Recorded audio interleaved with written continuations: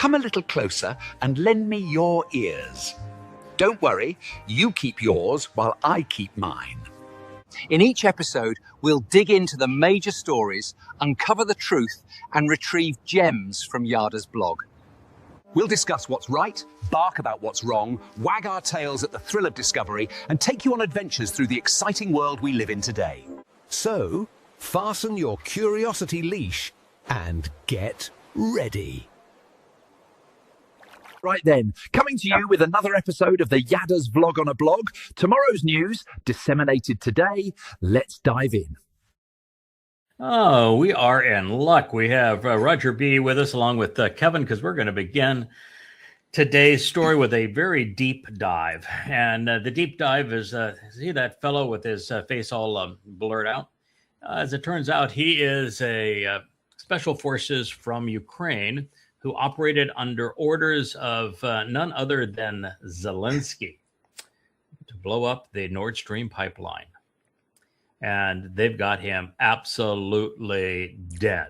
Roger, you're a perfect guy to comment on this. We're going to get to the dive requirements in a moment, and you have a lot of experience at this depth and know a lot about it. So you can report in on what we have subsequently found. But what this means, ladies and gentlemen, is two things that are really, really important. One is that the entire war, this proxy war against Russia, is a setup.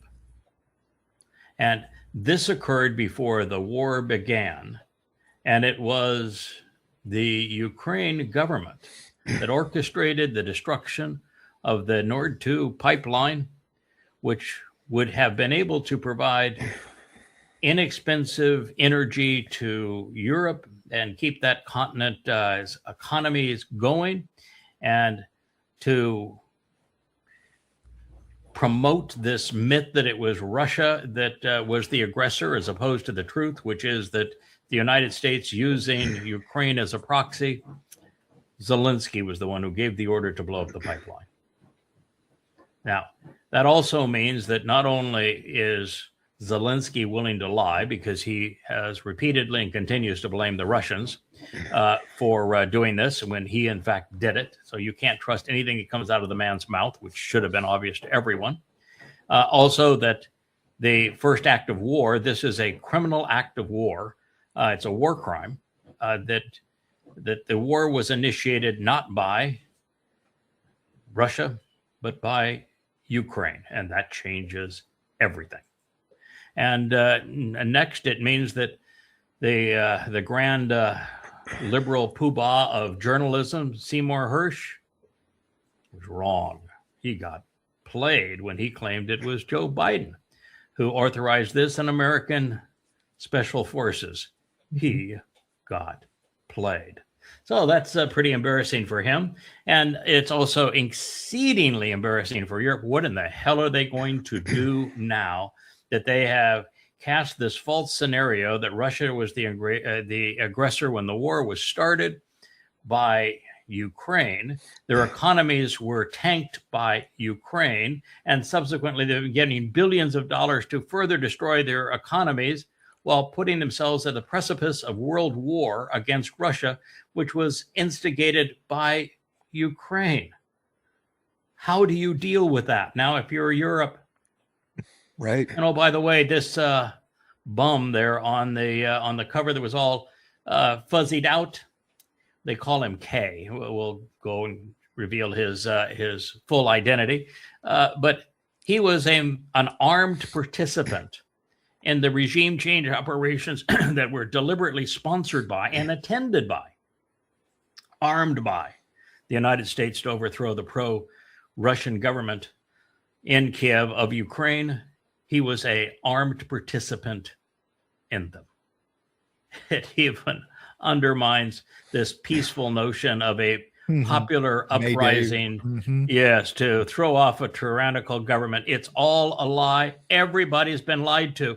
Can people finally get out of their stupor and realize the entire Ukraine war is a United States operation at regime change to go kill some Ruskies so they can control Russian assets, and that every aspect of this war as it is presented by everybody in power in the United States and the journalistic community is rubbish. Let's read the account because this is just delicious. A Ukrainian soldier has been charged in relation to the explosions which crippled the Nord Stream gas pipeline in the Baltic Sea in 2022, before the Ukraine-Russian war began. German federal prosecutors have filed charges against the Ukrainian Serhiy Zhusnitsov, who is just known as SK. He was detained in Italy on a German arrest warrant in August 2025 and extradited. That was a year ago. They have known for certain that it was a Ukrainian operation that took out the Nord Stream pipeline, that was a war crime that initiated the Ukraine-Russian war. They've known it for a year. You might say, well, you just read this was a nothing but a arrest warrant and charges have been filed. Wait till you hear what the evidence is before you go there. 50-year-old Ukrainian soldier from Kiev is accused of leading a team, and some say it's 5 besides himself, some say 6, some say 7. Well, let's say 7 accomplices in the operation which destroyed 3 of 4 key Nord Stream gas pipelines in the Baltic Sea in September 2022 on orders of Vladimir Zelensky.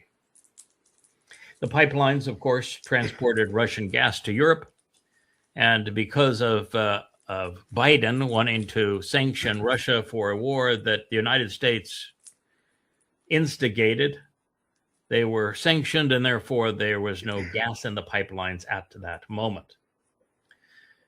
Serhiy Zhusnitsov is accused of attacking civil energy infrastructure, which is a war crime under the International Convention, as well as causing an explosion and destroying infrastructure. Boy, old Donald, he's going to serve some time in jail if he's ever tried, because that's what he has done. According to reports, investigators discovered that Serhiy K. led the sabotage team and was in command of the sailing yacht Andromeda, which the attack was carried out. Investigators reportedly discovered traces of the military explosive HMX and RDX on Andromeda. Oh, that's pretty indicting, isn't it? And at that depth, HDMX is probably the weapon of choice. Of Serhiy Kustintsov's 7 alleged accomplices, one has already died, having been killed during the war in Ukraine.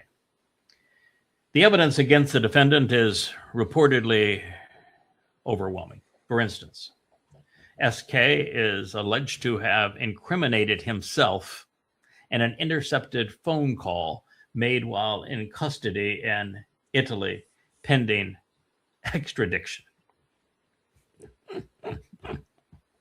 I did it. But don't let me go to that Germany. They're going to be mad at me for having done it because that destroyed their economy. And now the economy of an entire country is ruined because of what I did. Don't send me to Germany because of what I've done. You know, Ukrainians are evil. I mean, it's just the fact is, if you trace Ukraine's tendency to abuse Jews, was far worse than Germany, far worse than the Nazis. You trace their belligerence and graft, which I've done for 25 years. They're really scum. This is a country where I'm not going to say every person is scum. I'm just going to tell you that it has the scummiest reputation of any country in Europe. And this fellow is a great example of it. According to the findings, SK and his accomplice, a skipper, an explosives expert, and 4 deep sea divers. Boarded the Andromeda in the port of Wiek in the German island of Rugen, no later than September 8th of 2022. The vessel had been chartered for several weeks by a Ukrainian company. And guess whose fingerprints are on the documents for that charter? Old Sergey. The team reportedly, that's not something I know in the journalistic world, they like to say reportedly. This is not reportedly. The team attached 4 explosive devices equipped with time-delayed fuses to the gas pipeline on the seabed near the Danish town of Bornholm at depths up to 80 meters. 80 meters, 262 feet. My math is correct. That's in salt water. That's about 8 atmospheres. Would that be correct, my good friend Roger and deep sea hard hat diver? Well, an atmosphere is 33 feet. So 32 feet and salt water, 33 feet in fresh water, what they say, right, correct? Right. Pretty close, yeah. That's a good rough rule. Okay. The indication is that they were using trimix, and while trimix is a mix of helium, nitrogen, and oxygen, you actually think that at that depth, to have any bottom time, they would have actually changed. They would have had to have 2 blends of gases, and they would have had to change gases on the way down. It's possible. It depends on what kind of equipment they were using. If they were using rebreathers, they would certainly have to switch gases. If they were using just cylinders, they could just switch cylinders. But yeah, at that depth, you can't breathe air. The oxygen in the air would kill you through pulmonary O2 toxicity, and the nitrogen would cause nitrogen narcosis, and you die from that. So you have to have a totally different breathing gas mixture at that depth. And at that depth, as you come up in the water column, the depth gas is toxic going back up to the surface gas. So you really have to know what you're doing. You have to not only have multiple cylinders where some of those cylinders are one mix and the other cylinders are a different mix, because if you use the one mix all the way down, the mix that would work for you and keep you alive at the bottom would kill you near the surface. Correct. And vice versa. Correct. That's correct. Now, when you said deep sea divers, they hired. Now, deep sea divers, in a kind of colloquial sense, means umbilical divers, which means they're attached to the surface with an umbilical, and the surface crew does all that switching around when you get to the depth. Right. Because they know how deep you are, so they have to go switching the number 2 mix, switching back. So it depends on if they were solo diving with an umbilical or without an umbilical. If they were they were on. This was a sailing yacht, the Andromeda. So the likelihood of the sailing yacht having surface gear to do all that, I would think, would be less likely than they went down with rebreathers or with cylinders. Right. The amount of space required. So the depth of the water, you have to have at least 2 times the depth of water and length of hose, because you're going to get a belly in the hose from the current. So 2 to 3 times. So they would have had to have maybe a 600 or 700 foot umbilical, and maybe 2 of them. Well, no, they'd have the whole deck. Well, and there's 4 divers. 4 divers. Well, I really think 1 or 2 per dive was down at any one given time. I don't think they had all 4 down. It's just not to me. It's not feasible on that size of a boat. It's too much going on. Okay. You need to do it in stages. In my view, now they might have all done it. It's gone down all in one dive and got it done, but with an umbilical, that would be almost impossible if they were using an umbilical. It might have been possible if they're on cylinders. Well, obviously it was possible because they did it, but it would have taken a lot of planning and some practice, and the guys that did it would have to be very, very highly trained. It doesn't take much of a mistake at that depth. Oh, yeah, to be dead. Yeah, so this is not a casual operation. SK, as a special operations team member, he is not going to have the resources to put together a team of these individuals of this kind of specific training and all the gear that they're going to need, plus to charter a yacht of this size without considerable support. Oh, absolutely. Financially, Yes. yeah, and being able to get all the personnel together, the exact right people to form the team, and then to not just carry it out. I mean, keep it quiet. Yeah, yeah. To pay a qualified diver for it would have to be about a week's time to conduct a dive at this depth. And then to tell such diver that what you're going to do is work with high explosives, and you're going to attach them to a pipeline, which is a war crime. And then you're going to have to keep quiet about what you have done. What kind of do-re-mi would you have to incentivize a diver like that with? Oh, it's. I don't even think it's money. It's got to be motivation. There has to be that personal pride of fight for my country. But there's Nobody not that does many. for money. But there's not that many Ukrainians with is essentially a rump state. We're going to be a rump state without Odessa. Essentially a landlocked country, soon to be, that are going to have that kind of expertise. I mean, That's true. I wouldn't go to Ukraine to find that kind of expertise. That you're going to go to another country where that kind of expertise and that kind of training would be possible. I don't think they have schools to teach people how to do this in the Ukraine. No, What do you think, Roger? But they do in Norway. Norway is a big diving hub for the North Sea oil industry out there. There's thousands of divers in Norway, and a lot of them will probably be lining up to get that job. So ex-military, Norwegian military, commercial divers, deep sea divers, if you will. But he obviously got the people. I want to know who the four were. What nationality were they? Were they fellow Ukrainians or were they Norwegians? So you're actually thinking that the answer, because, and I've read the same thing, that dive schools that would teach somebody how to do this exist in Norway. Yes. And that they would have no problem taking an enrollment. So this is obviously a very well bankrolled expedition. And so a government provides the tuition and the transportation, and the soldier, they're going to train them. Yes. Yeah. Correct. So it's just a matter of money.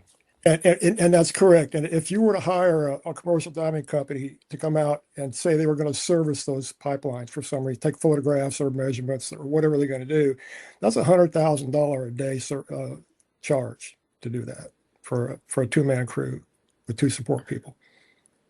Really? 100 grand a day. Yeah. 100 grand a day. And this was almost a week operation, and it was twice that. Yeah. So $200,000 a day times, let's call it 6 days. Yeah. Yeah. And the equipment's expensive. It's not cheap stuff. And, with the outfit, one diver might be 40 or 50 grand. Yeah. If you're using rebreathers, they're about 25, 30 grand each. Then you got all the accessory stuff that's got to go with it. It's a big deal operation for sure. Yep. Okay. So the team attached the explosive devices, 80 meters, 262 feet. According to the details provided, the devices consisted of high-performance military-grade HMX explosives, which are specifically designed to work at those depths. That's a tough environment to work in, even for standard explosives. And they were capable of massive destruction and designed to detonate at these depths, which they did on September 26, 2022, starting the Ukraine-Russian war. Boy, they got that wrong, didn't they? Forensic analysis found traces of the military-grade explosive HMX on a table in the yacht salon. Oops. Nothing to see here. Nothing to see here. I've done a lot of yachting in my life. I've came here on an 82-foot horizon, and at no time did I have any HMX on my dining table. Right. It doesn't accidentally show up on. Yeah. It No. wasn't a poppy seed bagel. No. No. This was in the salon, so this was in the living room of the yacht. Coffee table book, seashells, a glass of wine, or or HMX, which is your preference today. DNA and fingerprints. They found Sergei Zhutnitsov's DNA was on a glass in the yacht salon. I got HMX on in the salon. I've got his DNA on a glass in the salon. Do you think they got him? I don't think they thought that through very well. Oh my goodness! And again, it goes right back to Ukraine. America is using Ukraine as cannon fodder to go attack Russians, and they picked people that are like to do this kind of thing and are really shitty at it. I mean, they'll do it, but it's like this guy. What a clown! So his DNA was found in a glass on the salon, and his fingerprints were discovered on the rental agreement for the yacht. I want to rent your yacht, and September is a really crappy time in the Baltic Sea. So I know it's not booked, but I want to rent your yacht, and I'm going to celebrate with a little high explosives and nothing to see here. Okay. Fingerprints was on the rental agreement. Prosecutors allege that he had a 5-person team, 6 total as opposed to 7 total. That's the only discrepancy, and maybe the one is the one that's already dead. State orders. The indictment states that the group acted on the orders of state authorities in Ukraine. While they did not name the specific leaders in the initial charges, a Wall Street Journal report citing U.S. intelligence claimed that the operation was initially approved by President Vladimir Zelensky. Amazing, huh? The little cokehead I tell you what, fired the first shot in the war. He's come a long way from his piano playing days, for sure. Oh, the clown and all of his little circus act. I mean, he was really a 2-bit entertainer, really crappy entertainer, and a doofus. And now he is a coke snorting doofus that cost the world 2 million lives. Yeah. He's absolutely vicious, for sure. Yep. The suspects used fake passports, some bearing names of Ukrainian nationals, to travel and rent the vessel. Ukrainian government, of course, denies all involvement, calling the accusations a Russian fake. So just anytime you read anything that is claimed by Ukraine, toss it away. By the way, it was my wife who came to my office. This is a German investigation, correct? Correct. Yeah, Germany is investigating it. Okay, and it's a Russian and fake? Germany is where the gas was coming, and it was Germany's economy was booming because of inexpensive Russian-supplied gas, which was denied by Biden, on dictates by Biden, and then blown up by the Ukraine, so that subsequently Germany's economy has completely imploded. Even their major automobile companies, like Porsche, is just gone. I mean, gone. Mercedes-Benz is almost done. Yeah. They have destroyed their economy over this. I mean, this in Germany ought to be like a shot to the heart. I mean, their economy has been destroyed over a lie that Russia initiated the Ukraine war when it was a Ukrainian that initiated that war, and that Germany's economy was tanked in the process. Yeah. Right. I mean, this is such a cold shower to anybody who has bought into bad Putin. Right. Yeah, I just Agreed. don't understand how he can say it's a Russian fake. It's fake Russian propaganda, right? Yeah, that When Russia's going to it's blow up their literally own pipeline. Yeah, they're going to yeah. blow up their own pipeline. Yeah, okay. Mhm. I mean, but people buy this stuff. I mean, 80% of Americans, when last polled, think that Russia was the aggressor, even when the entire evidence is so overwhelming that this was the United States plot going back 20 years to rent Ukraine, to attack Russia, to claim Russia's mineral rights. Yeah. Okay. Sergei Kuznetsov, also known as Sergei K, because Kuznetsov is hard to pronounce, also called Zorky. I like Zorky. Mhm. Well, we'll call him Zorky. This says he's a 49-year-old Ukrainian as opposed to 50. He is a military officer and he is an intelligence operative.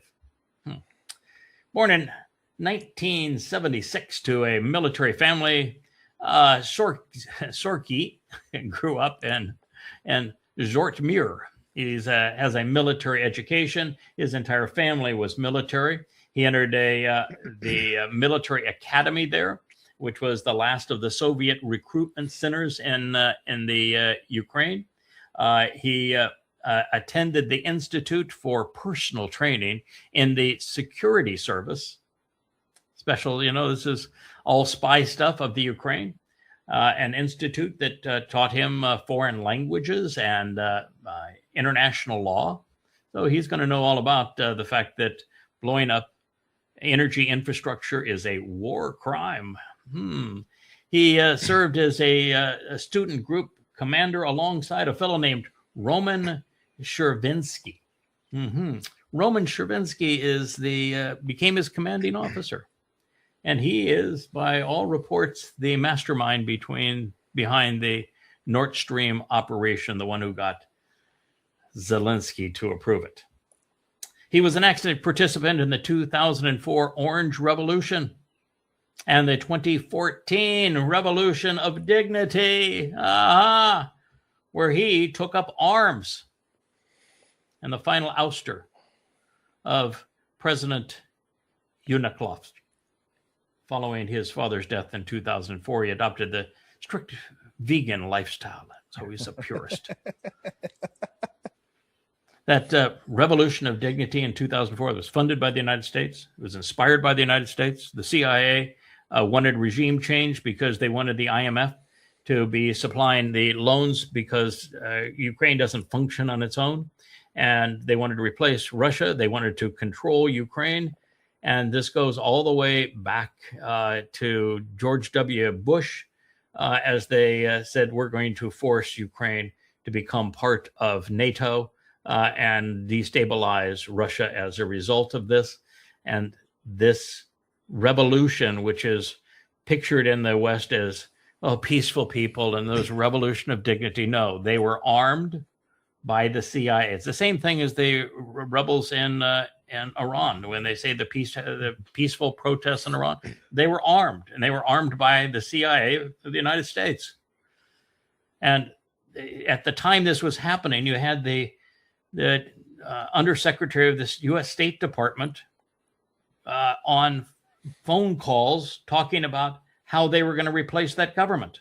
You had John McCain there with champagne glasses overlooking the riots and celebrating them. And the Russians even published the conversations between the U.S. State Department officers and bragging about how they were overthrowing the popularly elected Ukrainian government. That's this Revolution of Dignity. I'm sure the CIA came up with that name. This was a CIA op at regime change that caused the lives 2 million people to be snuffed out and destroyed. It's going to end up destroying Europe and certainly going to destroy Ukraine. And he was part of that, wrapped up in all of it. Military service began during the Russian-Ukrainian war in 2022, February of 2022. He rejoined the military. He initially served in air defense unit defending Kiev before transferring to the Special Operations Forces. He was a spook. Command in the spring of 2022. He served as captain in the unit. That's a fairly decent rank. Captain in the Navy would be exceedingly high, and a captain in the Army is a middle rank. So it depends on what their rank system is as to whether or not that's very high rank or middle, but definitely an officer. So Seymour Myron Cy Hirsch of the New York Times, you got played. You were wrong. Makes you wonder who he's actually writing for. Yeah. Because everybody respects him. Yeah. So let's... You got that one wrong, man. That was his big claim, that it was Joe Biden that had done this and U.S. Operatives that carried it out. And no, it wasn't that at all. It was Vladimir Zelensky. The first shot in the Russian-Ukraine war was not fired by the Russians. It was fired by the Ukrainians. What I find interesting about this, well, first of all, it's a German investigation, okay, which tracks. This is a rented boat, and we're just now. This guy was just arrested, right? So this. No, it's a year ago. He was arrested a year ago. A year ago, which still puts us in 2025. Yes, he was.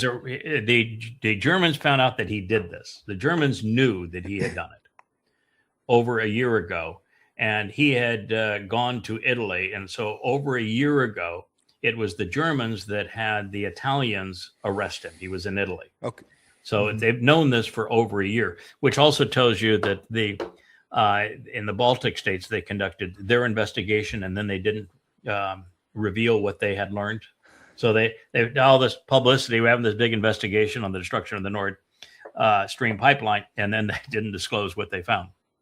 Well, yeah, because the Balkan states want Europe to engage in a war to pound Russia, and so they didn't want this out. But the Germans said, "Yeah, you ruined our economy." Yeah, that's what my point was, that lots of people have known this evidence for a very long time. Yes, they have. Because this is a rented boat. Yes. That right, and we find including HTX the United States. The United States, every Trump has to know this. I mean, Trump's pretty stupid. Yes. The people in his administration know it. Biden knew it. Yes. Mm-hmm. So the United States knew it and lied. Mm-hmm. Absolutely. 100%. Ukraine knew it and lied. The Balkan states knew it and lied.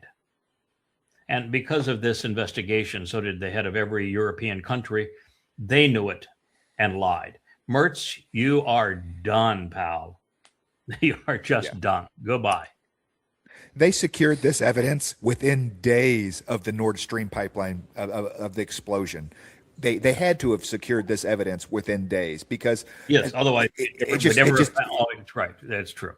So that means that to have his DNA on the glass, to have his DNA and fingerprints on the rental document, to find the TMX explosives on the salon table,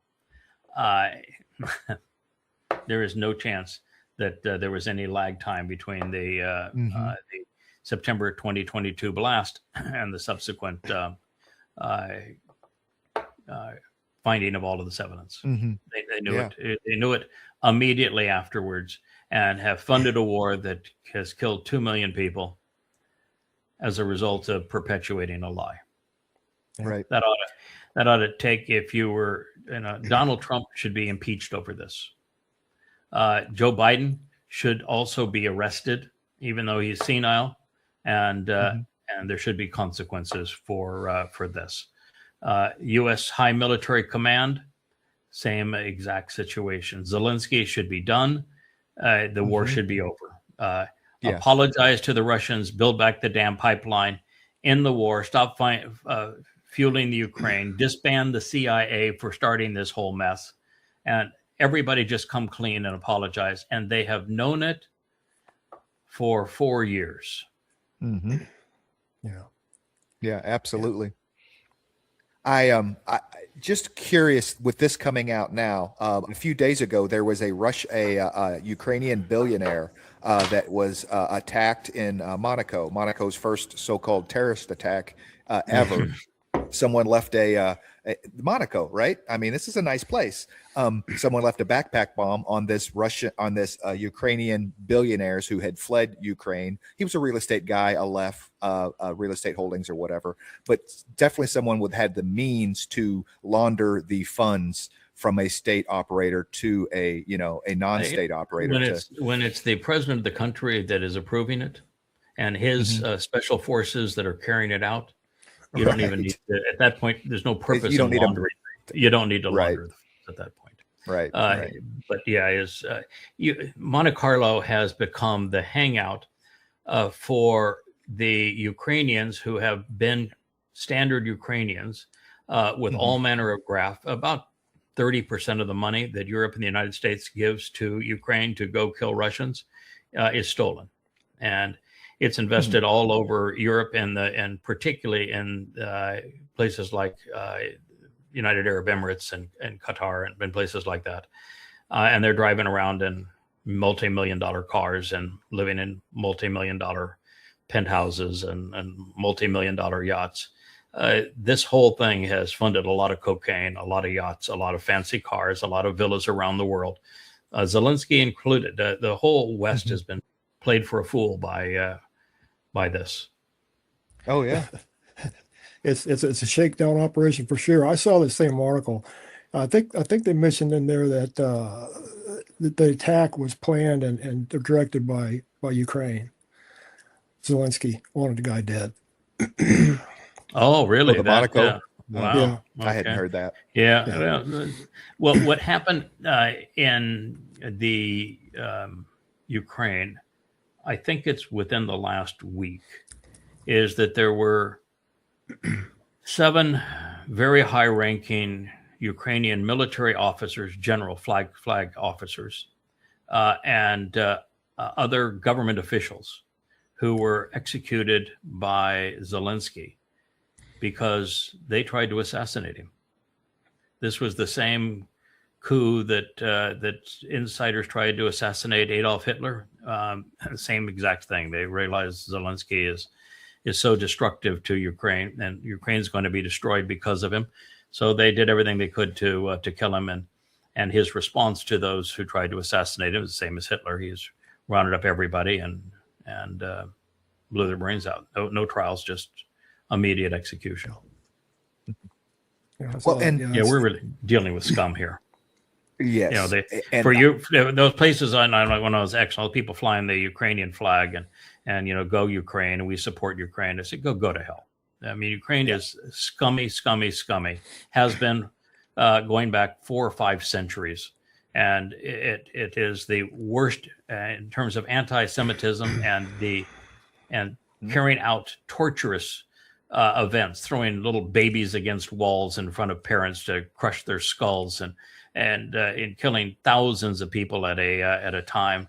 It was the worst massacres during the Holocaust, and the Ukrainians themselves carried them out. And it was it's just a hideous country. That's why Putin doesn't want any part of it. He wants to protect the ethnic Russians in the east and in the south. And he wants no part of Kiev and no part of the rest. He can't stand them. He hates them, and he knows them. And the rest of the world should take the same approach to them. It is the disease that affects Israel today comes from Ukraine, the Haredi. That is correct. The Haredi religion is from the 16th century. Baal Shem Tov, the Lord of the Good Name, piece of crap that created a religion based upon blending the Zohar and Kabbalah into the Talmud, and he destroyed the lives of millions of people and will ultimately play a major role in destroying Israel. And it was conceived in the Ukraine. Yeah, Judaism as it's practiced today, and particularly in Israel, is a very modern religion conceived in Ukraine. So those Yeah, who think that Judaism is practiced in Israel by the Haredi, which is the only really recognized form of Judaism in Israel.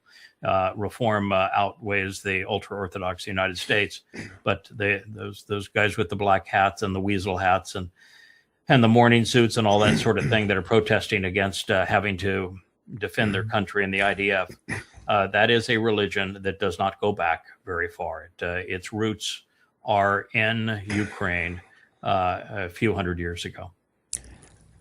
I wonder if Putin's been able to, through probably not directly but indirectly, disrupt the flow of weasel hats out of Ukraine. I would encourage that. Yeah. I can tell you those that and Leah gets upset with me sometimes when I say this, but I'm going to say it anyway. And by the way, I credit Leah. She was the one who brought me this story. And my first response was, nah, I read that Seymour Hersh article, started following Seymour Hersh again after his Malai books. And he was, when he accuses somebody who is of his political persuasion, and he's a Marxist, then you have a pretty good indication, as much as he loved Biden, because Biden was so liberal, that he would not have reported all of these insiders to carry that story. So I said, nah, I just don't think it could have been it. And I know my other issue is that Ukraine is essentially a rump state, and this was much too difficult a dive to have been done by amateurs. It sounds like a military operation and really highly trained operatives and a ton of money in this particular case. But the CIA was funding Ukraine tons of money, and they would have had their special services team trained in Norway, and they rented a boat and got her done. So the reports are right. I mean, the evidence here is overwhelming.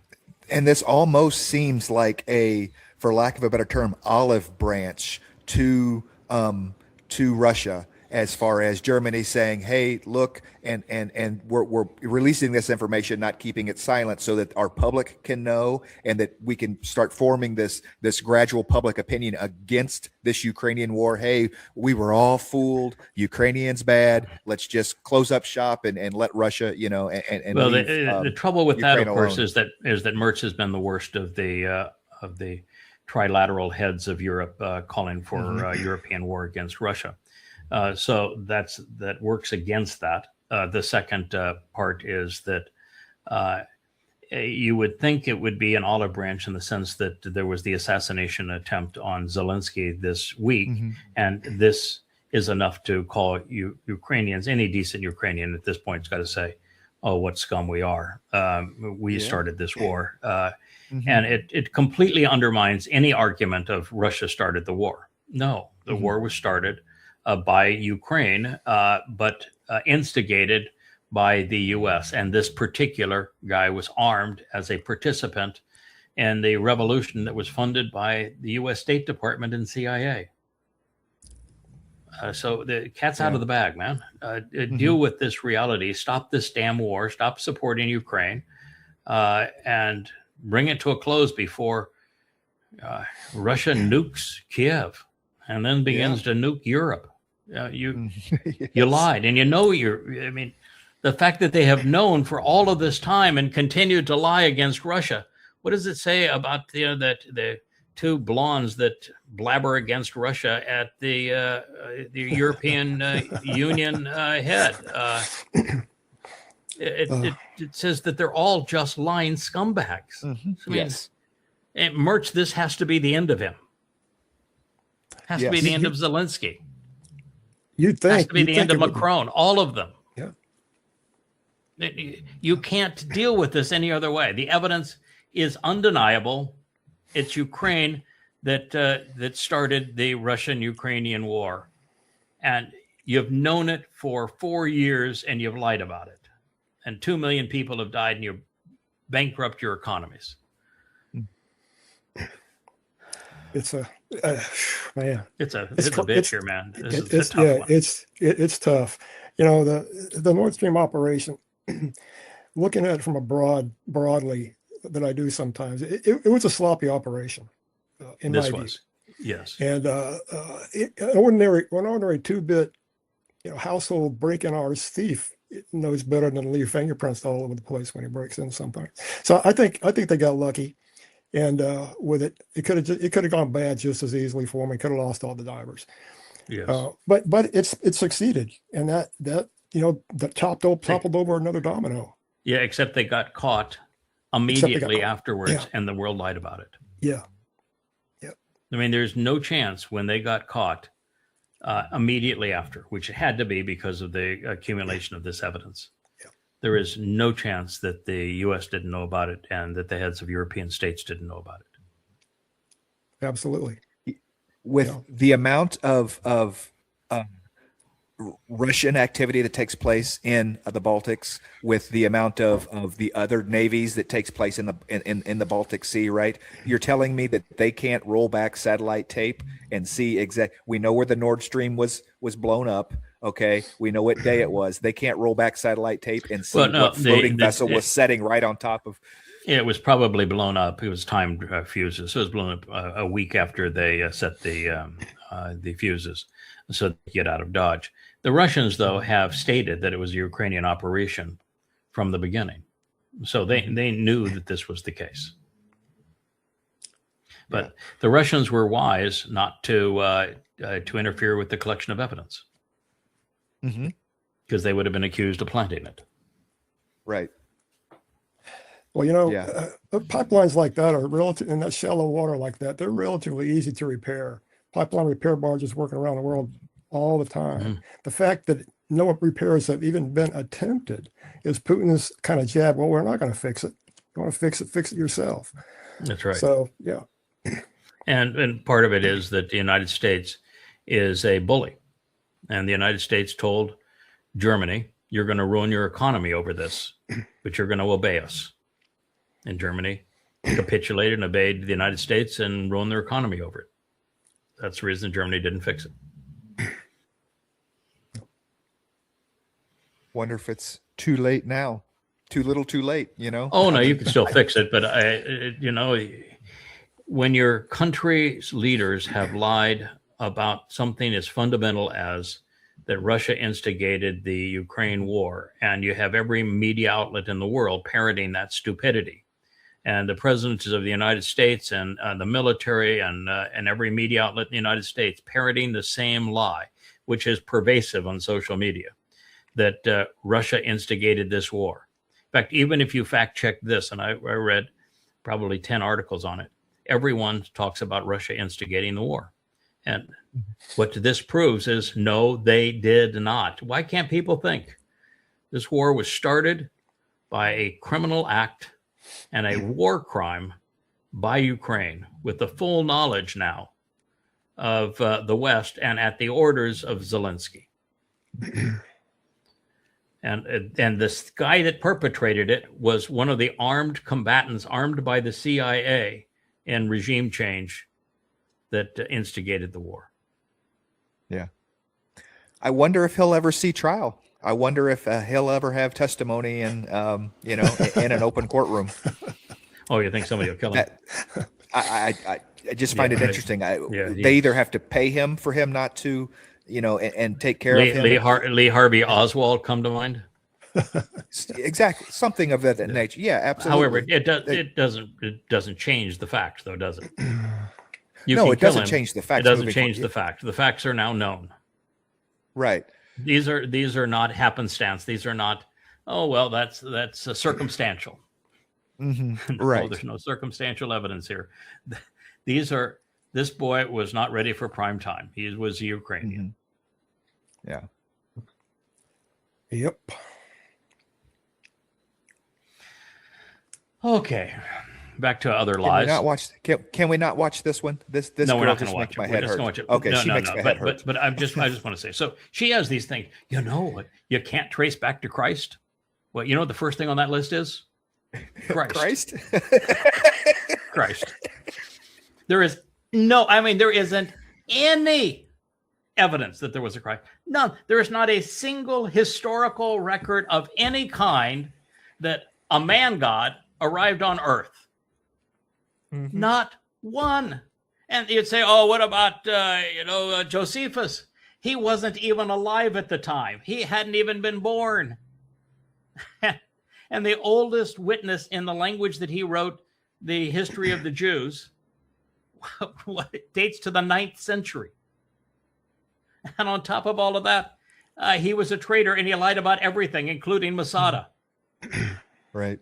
So no, you literally have nothing. And the books that you claim are eyewitness accounts, not a single one of them was an eyewitness. And there wasn't any one of them that was written within 2 generations of the events.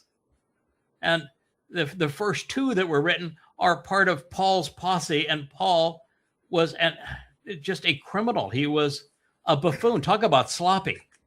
He never got a single quote right from the Torah and prophets to prove his religion. Everyone he butchered. He never once quoted his, guess who? Christ. Never once. The religion is an absolute ridiculous hoax that wouldn't fool a 5-year-old. So you want to list purgatory, indulgences, implicit faith, infant baptism, baptism, period. Merit, transubstantiation, the water becomes, or grape juice becomes blood, the bread becomes flesh, prayer to Mary. There wasn't even a Mary.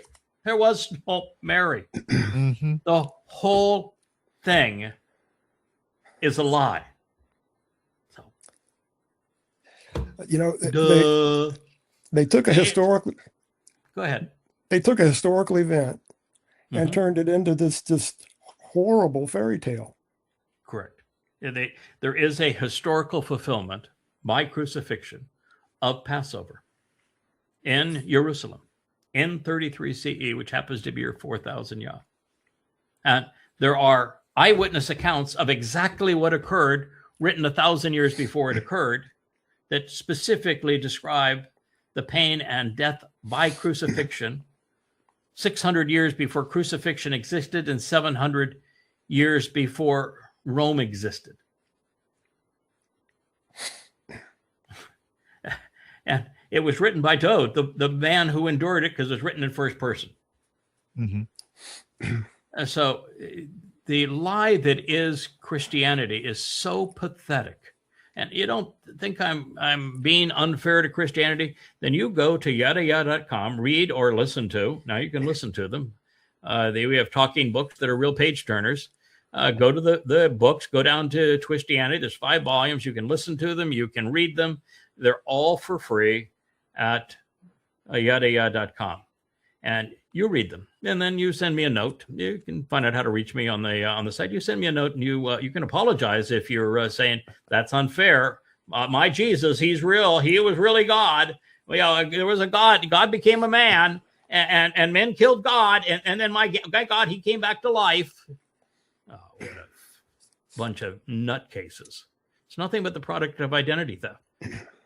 Mostly of David, who was the actual Messiah, chosen one, and king who actually fulfilled Pesach through crucifixion, and the rest of it is Dionysus. Yep. And Amazing. the author of the first 14 books and the one who inspired the next 3, Paul, admitted to being demon possessed. He was a buffoon. And there's a gap of many generations between the event and when the first accounts are scribed. It's not like somebody put pen to paper right after it happened. It took, Or that they were written by eyewitnesses, because they weren't. Yeah, right. They weren't. We have no idea who wrote the book of that's called Matthew. Not a clue, but we know it was written right around 100 CE, which is 65 years after the events played out, by someone who we have no idea who they are, and 100% of the book is plagiarized from 3 sources. And so it contributes nothing new other than we gain access to what the Ebonim had to say. That's the Olivet Discourse and the Sermon on the Mount. The rest of it is just copied from Luke and from Mark. And then Mark is just a really crappy job, and it was the first one, and Mark was part of Paul's posse. Luke then copied most of his gospel, of which is Paul's term, came from Luke, and then he added a bunch of fairy tales of dancing fetuses and all kinds of other just unbelievably stupid fairy tales. The whole thing is rubbish, and it's exceedingly easy to disprove. In those books, the two first gospels, to use Paul's imaginary term, where he said, if there's a gospel from heaven and I have my gospel and they differ, then my gospel is right and heaven's gospel is wrong. So said the demon-possessed man. They were written 2 generations after the fact by non-eyewitnesses who weren't even in the country at the time. And Paul didn't invent Jesus until 52 CE. All right, so the book of Enoch. First of all, we have to be thankful for one thing. They got the name wrong. They got the name wrong. I'm glad they got the name wrong, because I really would be even more frustrated to have them. That's my name, Chinook. And I would be even more frustrated to have my name, Chinook, destroyed. It's, prepared and deployed is what Chinook means. I would hate to have that name besmirched. The book called Enoch was written in about the 4th century sometimes, and by an imposter, because Chinook, there's 2 Chinooks, first and second Chinook. First Chinook goes back almost 6,000 years, and second Chinook 5,400 years. And they did not write a book, and they most certainly wouldn't have written this book. This book is an absolute fairy tale. And the fact that it's cited in the book of Jude in the New Testament tells you that the New Testament is as deceitful as is the con job that is the book of Enoch. That's the problem of Revelation. The book that Revelation paraphrases the most is Ezekiel. And Ezekiel is as satanic as they come. Yeah. Isn't Enoch considered apocrypta? Yes. Well, it depends. In the Roman Catholic Bible, it's part of the canonical books. So there's many Coptic and Orthodox denominations that consider it canonical, not apocryphal. Yeah. I think it speaks of giants. Am I correct? Oh yeah, it's, giants rule over the land. And the Nephilim, who people want to attribute to giants, means exactly the opposite. It's from the verb nephal. It means the fallen. Right. There were no giants in the land ever. The whole thing is just it's sloppy jobs of translating and then intermixing books like this that are rubbish. Yep. It's easily dismissed. Yeah, for sure. Easily. Oh, that book is so easily disparaged and trashed. I think it's as easy, it's far easier to disparage and trash the book of Enoch than it was the book of Ezekiel. The book of Ezekiel actually has merit because it's clearly inspired by Satan. Every aspect of that book from beginning to end is satanic. And so to understand Satan's mindset has tremendous value. So I think we gained a lot by the 2 volumes I wrote disproving the book of Enoch, because we learned so much about Satan's motives and even about the Coppercon, Donald Trump, and his grandiose plans. That's all from the book of Enoch. Ezekiel. Yeah, but it's also... the book of Ezekiel. I'm sorry. Yeah. But it's being part of the Babel series. It's what so many of the rabbis want to hang their hat on, Correct, anything. They love the Valley of the Dry Bones, and they love the new temple because they want a new temple, so they love a new temple. They like changing all of the 7 Moed Mikra are all changed. One of them is maintained, but with an entirely different purpose, and the others are either corrupted or replaced. I mean, there's a do nothing day. The rabbis love that. There's a new moon day. There's an All Fools Day. It just so rabbinical that it was fun to trash it.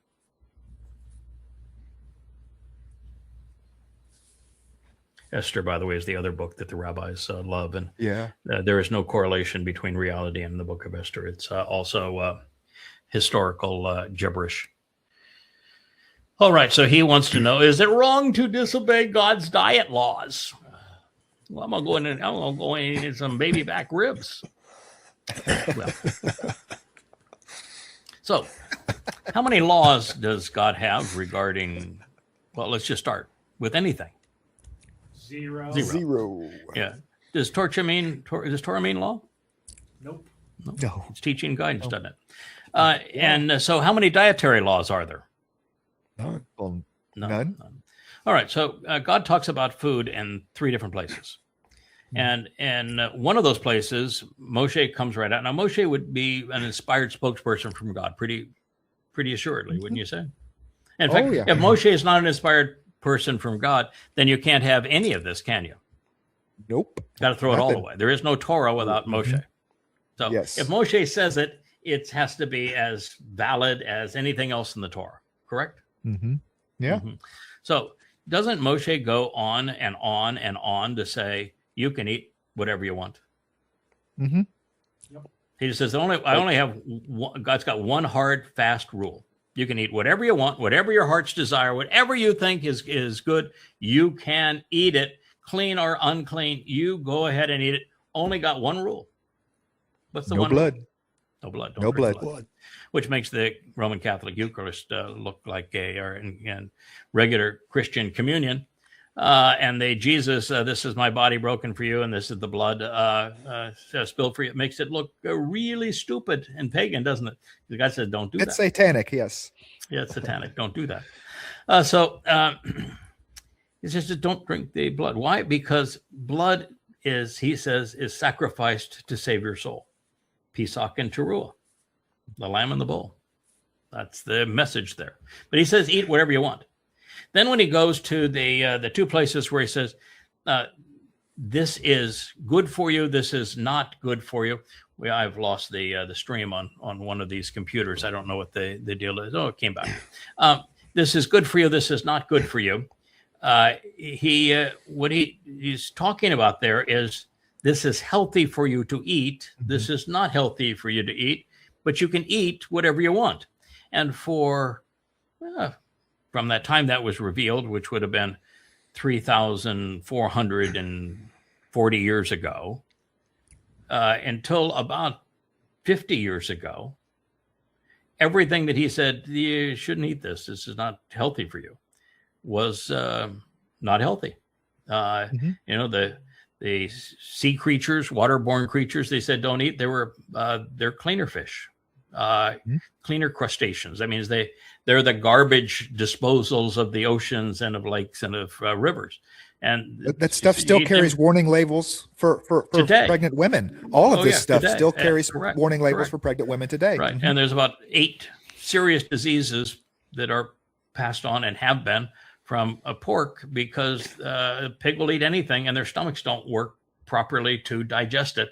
So everything that God said was 3,400 years ahead of its time in terms of knowledge that these things are not healthy for you to eat, and until quite recently unsafe for you to eat, and then now in the last 50 to 100 years with far better processing of food and refrigeration and that sort of thing, and testing, you can eat them safely. So you can eat whatever you want now. And you got very clear, I don't want you to make a religion of food. The kosher laws have nothing to do with the Torah. The kosher laws are purely rabbinical, and they're control and money-making schemes. So there you go, pal. I can answer your question. Right.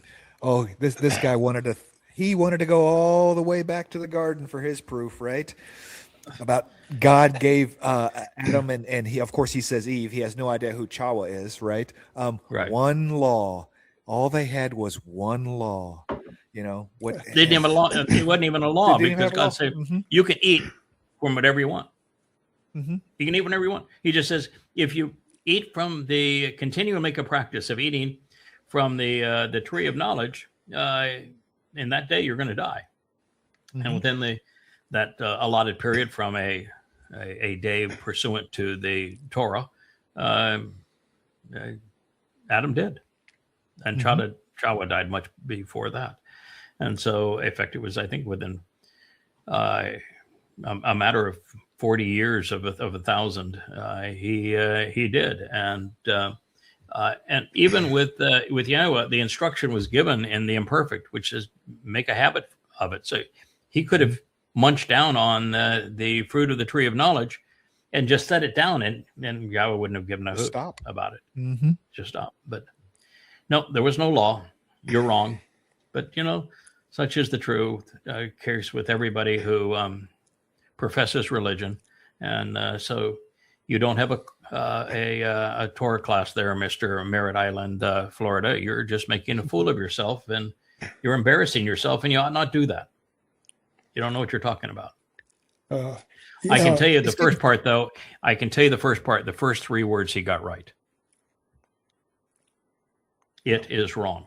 It is wrong. It is wrong. That's right. Period. And thank you for my speaking fee. I'll be going now. Yeah, I'll be going now. It is wrong.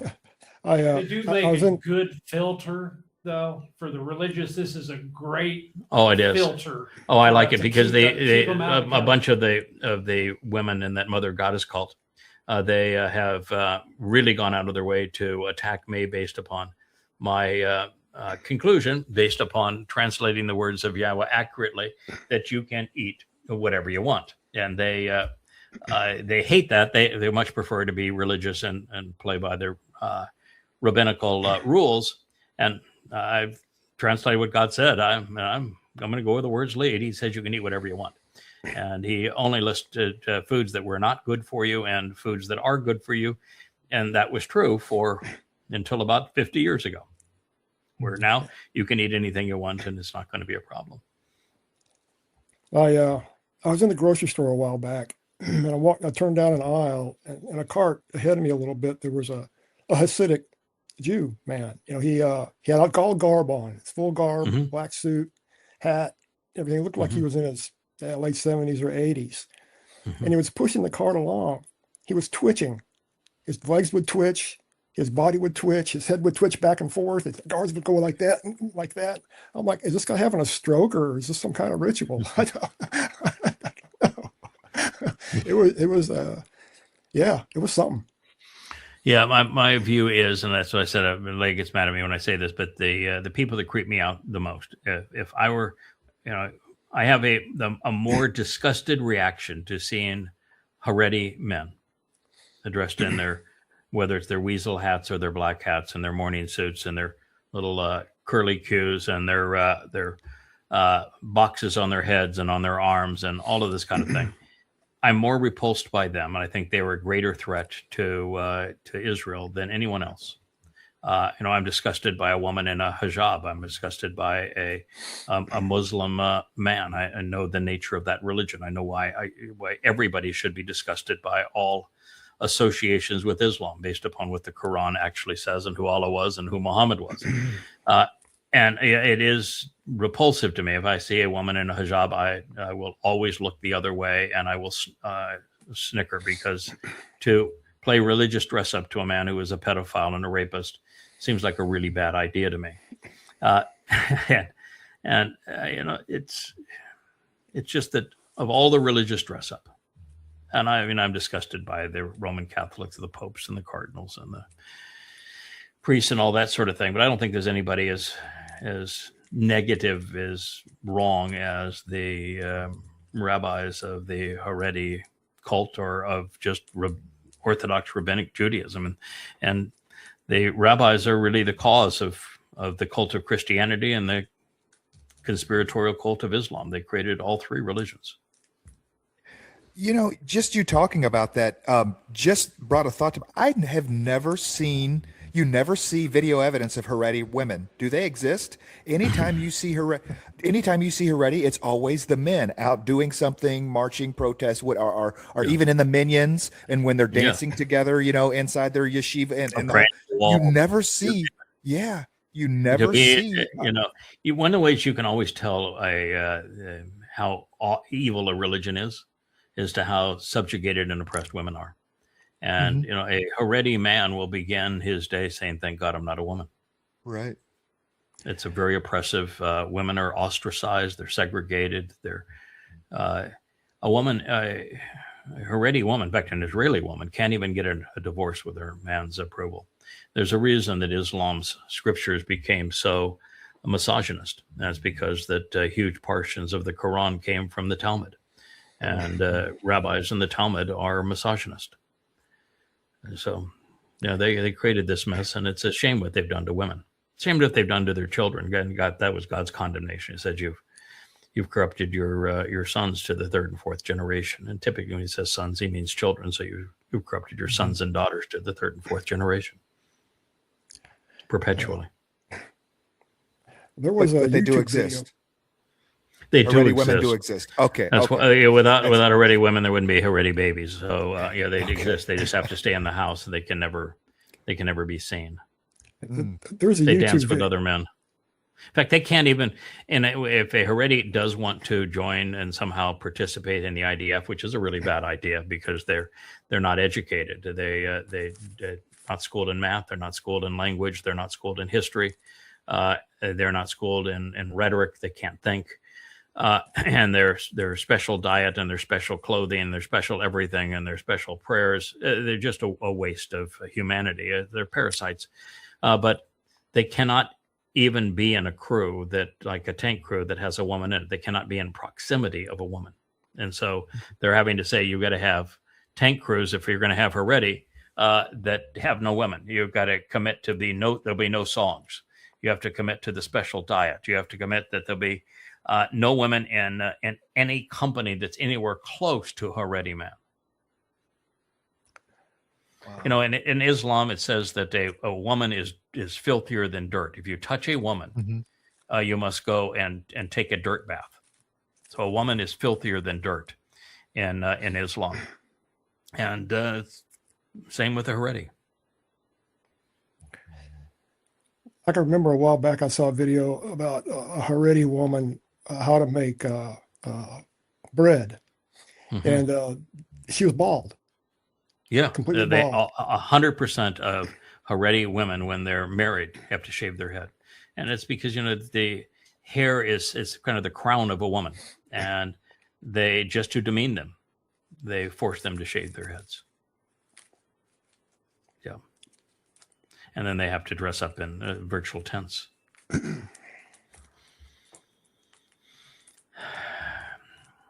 So this is a fellow who is not very bright, but he is brighter than the host. It's Tim Dillon. That don't take much.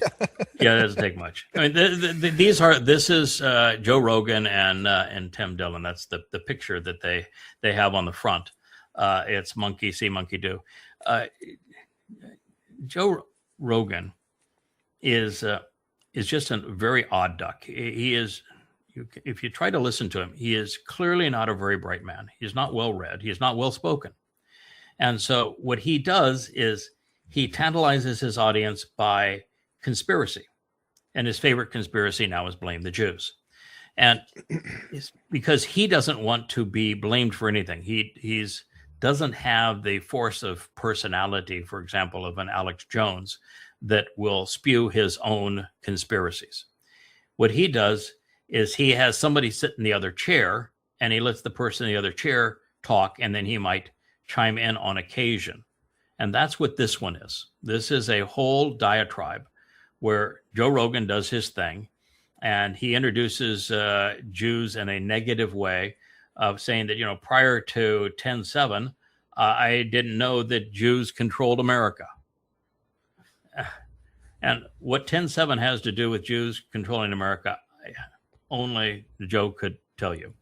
But after the betrayal of Israel, and this is the thing that is so frustrating with the world.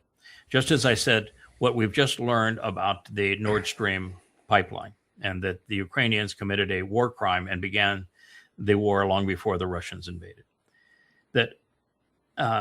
That's not going to change the mindset of a world that you now have to be willfully ignorant and willfully irrational to hold the view that Russia was wrong in this war and that Ukraine is defending democracy. The same thing is true with what just happened with the Memorandum of Understanding, where Donald Trump checkmated and betrayed Israel. And Israel had no say in what was negotiated and was betrayed in what was negotiated. At that point, the argument that Israel is controlling Trump is over.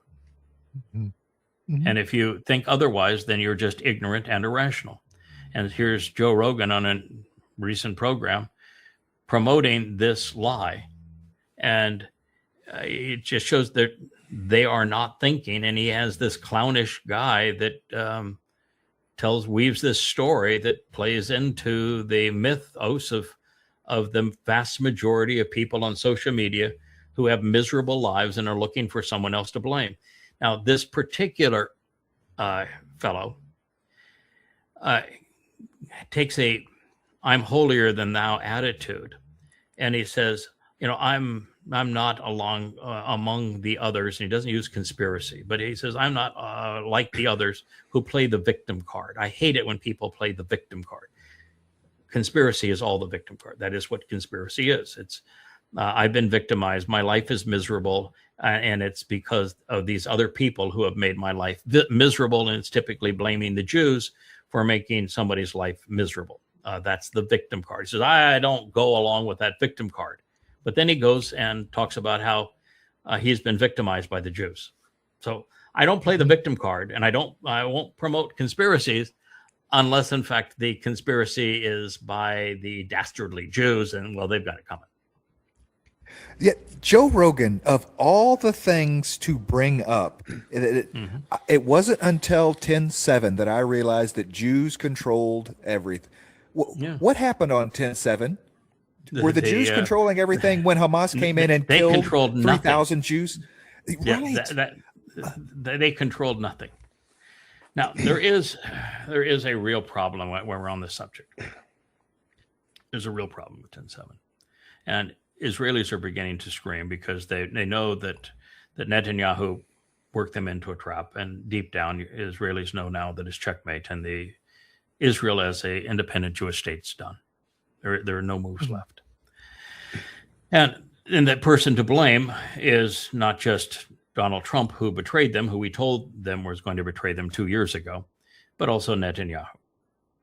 And so now they want a thorough investigation of what happened on 10/7, because on 10/7, many things are apparent and nobody wants to talk about them.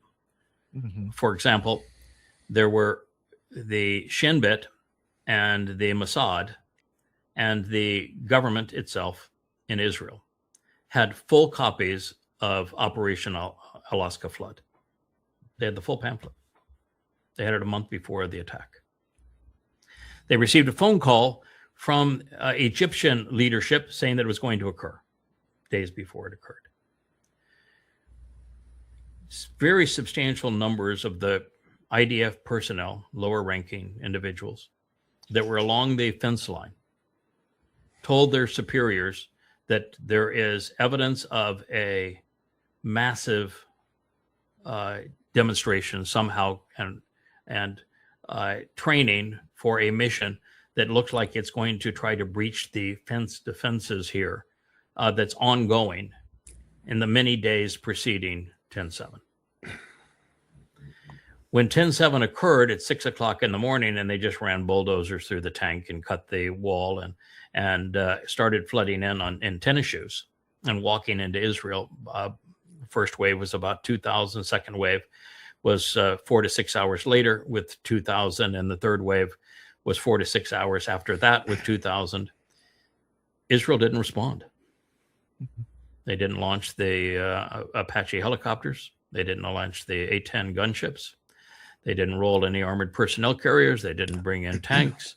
They didn't go to the border and make certain that no one was carried back as a captive into the border over a 12-hour period of time. Nothing. And it gets worse. They destroy the evidence of the crime. So they could never win the war of public opinion, because rather than promote and show pictures and evidence and have autopsy reports of what happened at the crime scene, they destroyed it all. They don't have it. The only thing we have is the GoPro cameras of the Islamic terrorists themselves who perpetrated it because they posted them online and the government couldn't confiscate it. But there's another problem, two of them, both of which I reported very early on. One was in the morning of 10/7.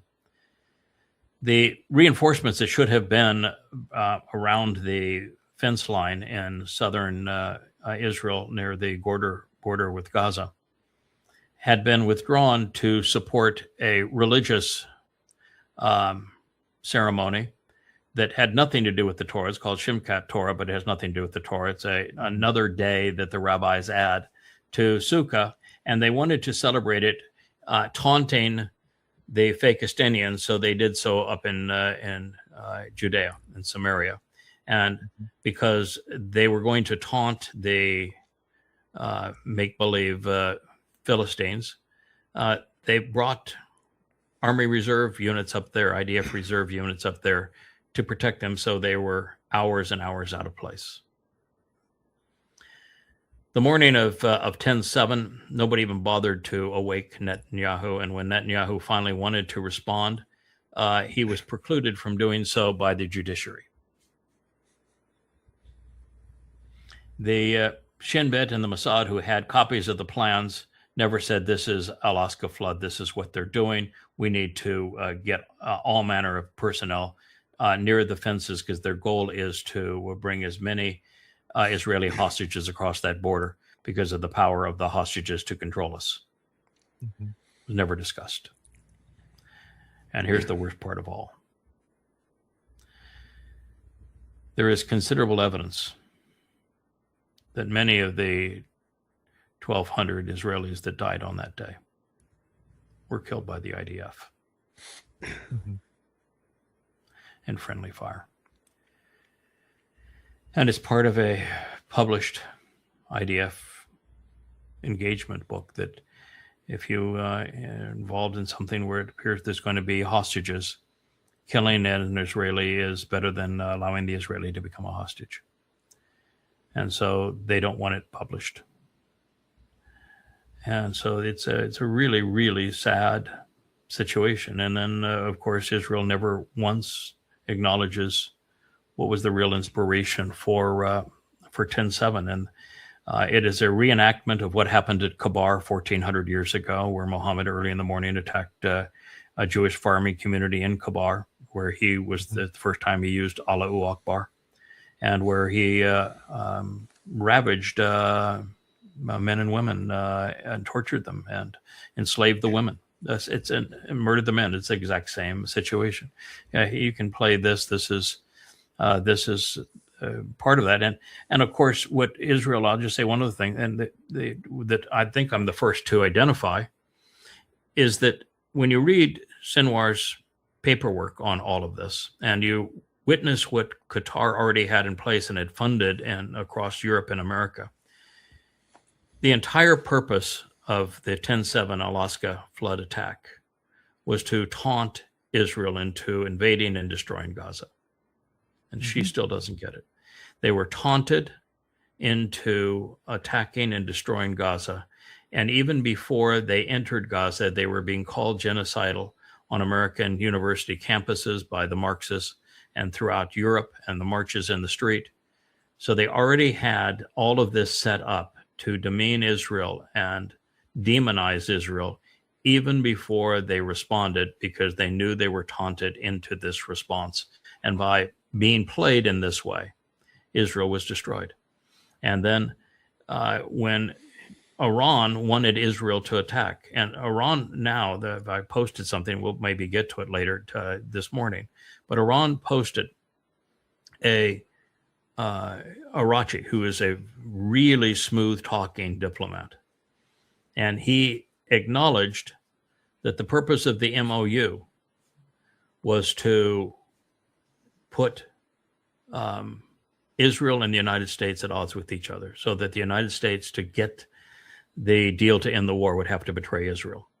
And he acknowledged how, if Trump can't control his animals, then we'll teach them a lesson. And so what he acknowledged is that I'm right, that the whole enriching of uranium and the funding of Hezbollah was specifically because Iran wanted the United States and Israel to attack. And we can go into the reasons for that, but very simply, the government was exceedingly unpopular, and this was the best way for them to galvanize support. And they knew that they had the wherewithal not only to withstand the assault, but by their response, they would become the hegemon of the region. And it played out exactly that way. So Israel wasn't just played once, they were played twice by Muslims. You can play this one.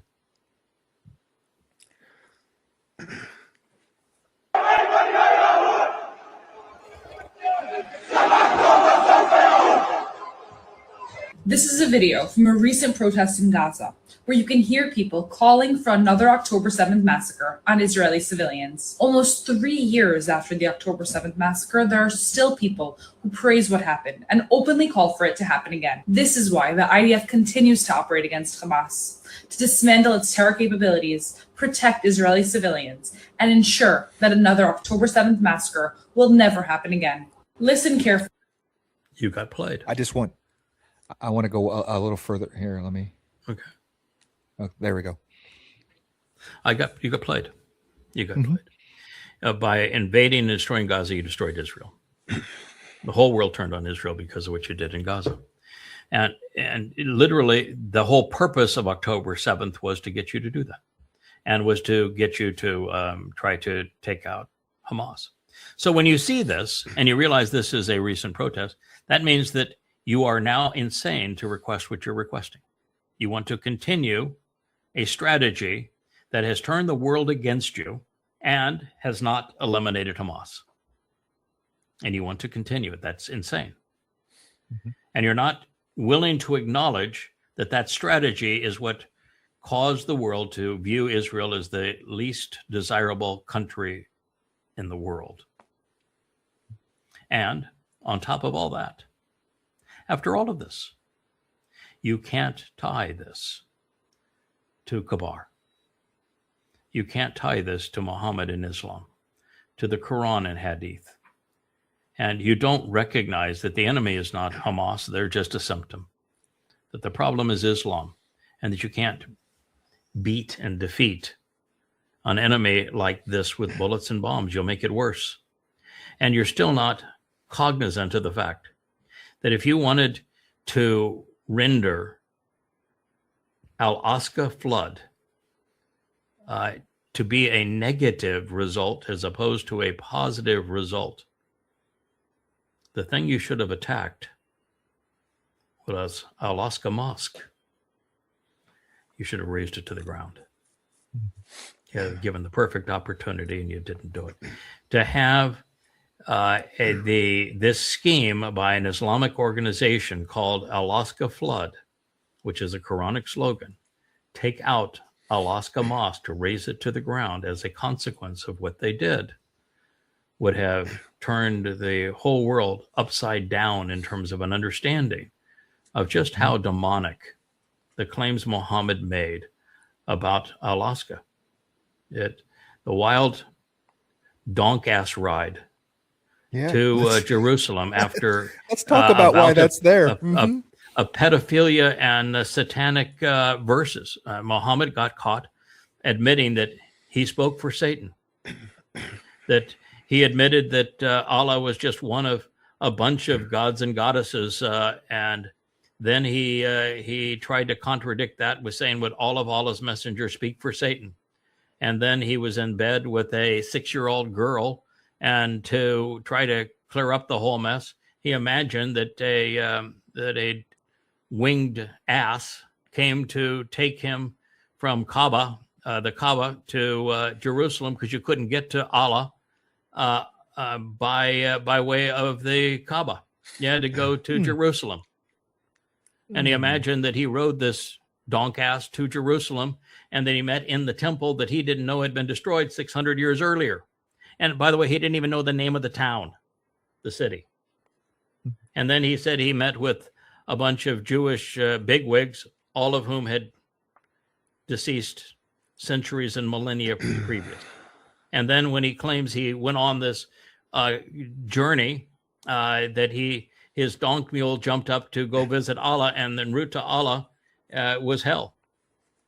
And hell was filled with women being hung by their breasts from meat hooks.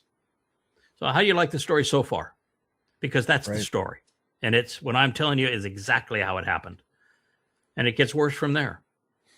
So this is a total embarrassment to Muslims. And you could have brought that to the world's attention by demolishing Al-Aqsa Mosque and taking down the Dome of the Rock along with it. That would have shown some courage. That would have been the proper use of the IDF. Take the bulldozer that plowed through your fence.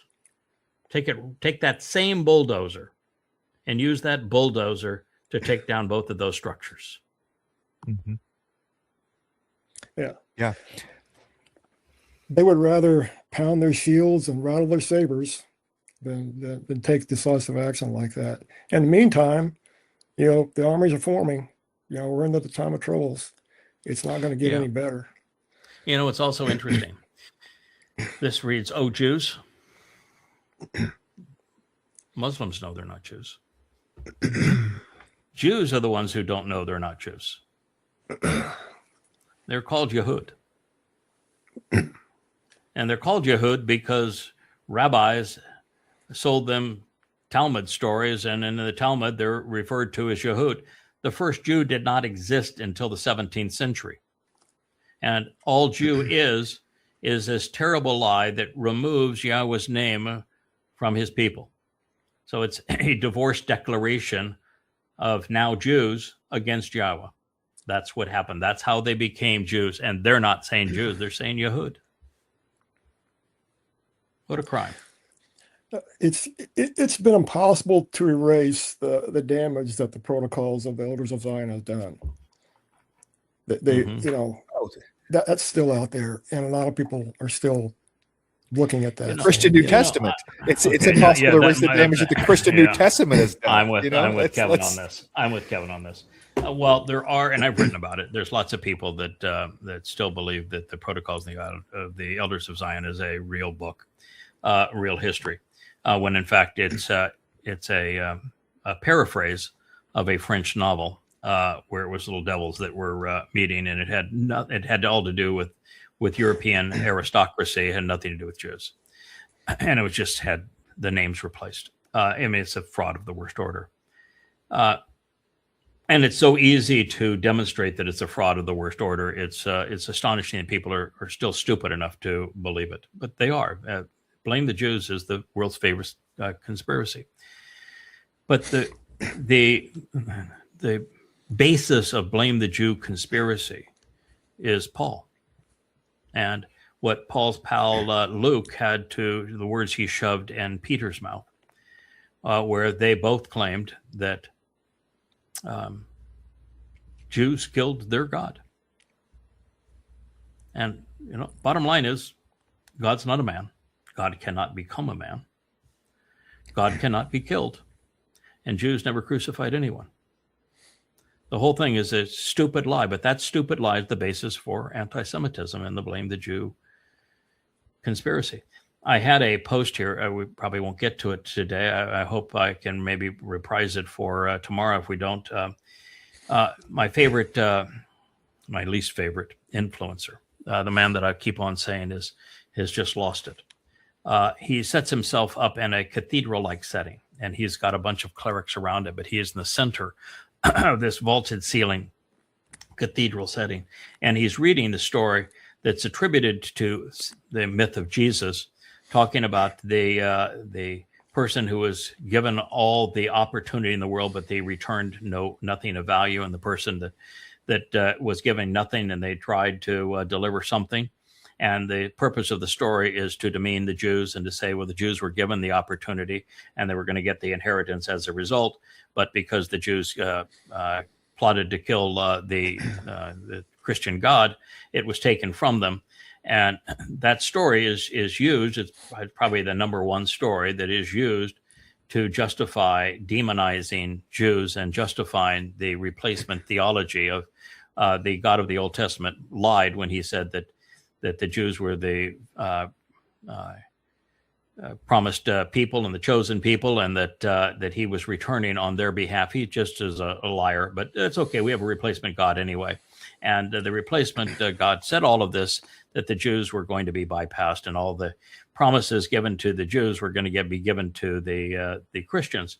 Of course, no one bothered to say, well, if the God lied about giving the promises to the Jews, and now what do you think the odds are that he's not lying to you about giving these promises to the Christians? But the bottom line is the story that he's reading, Jordan Peterson's not smart enough, not honest enough to know that story doesn't appear in any first, second, third, or even early fourth manuscript. And that story first appears in Vaticanus and Sinaiticus, both of which were written by Eusebius at the command of Constantine. And the purpose was, we're going to make this religion anti-Semitic. And so he's reading a story that was written in the 4th century, specifically to demean Jews by Imperial Rome. Yeah. Yeah, that was the point. That I wanted to roll to this point in the clip, and you kind of touched on it with Jews. But what they are saying here is Khaybar, Yahowah, right? I mean, there is nothing whatsoever to do with the word October 7th will return. I mean, let's play it again. Carefully.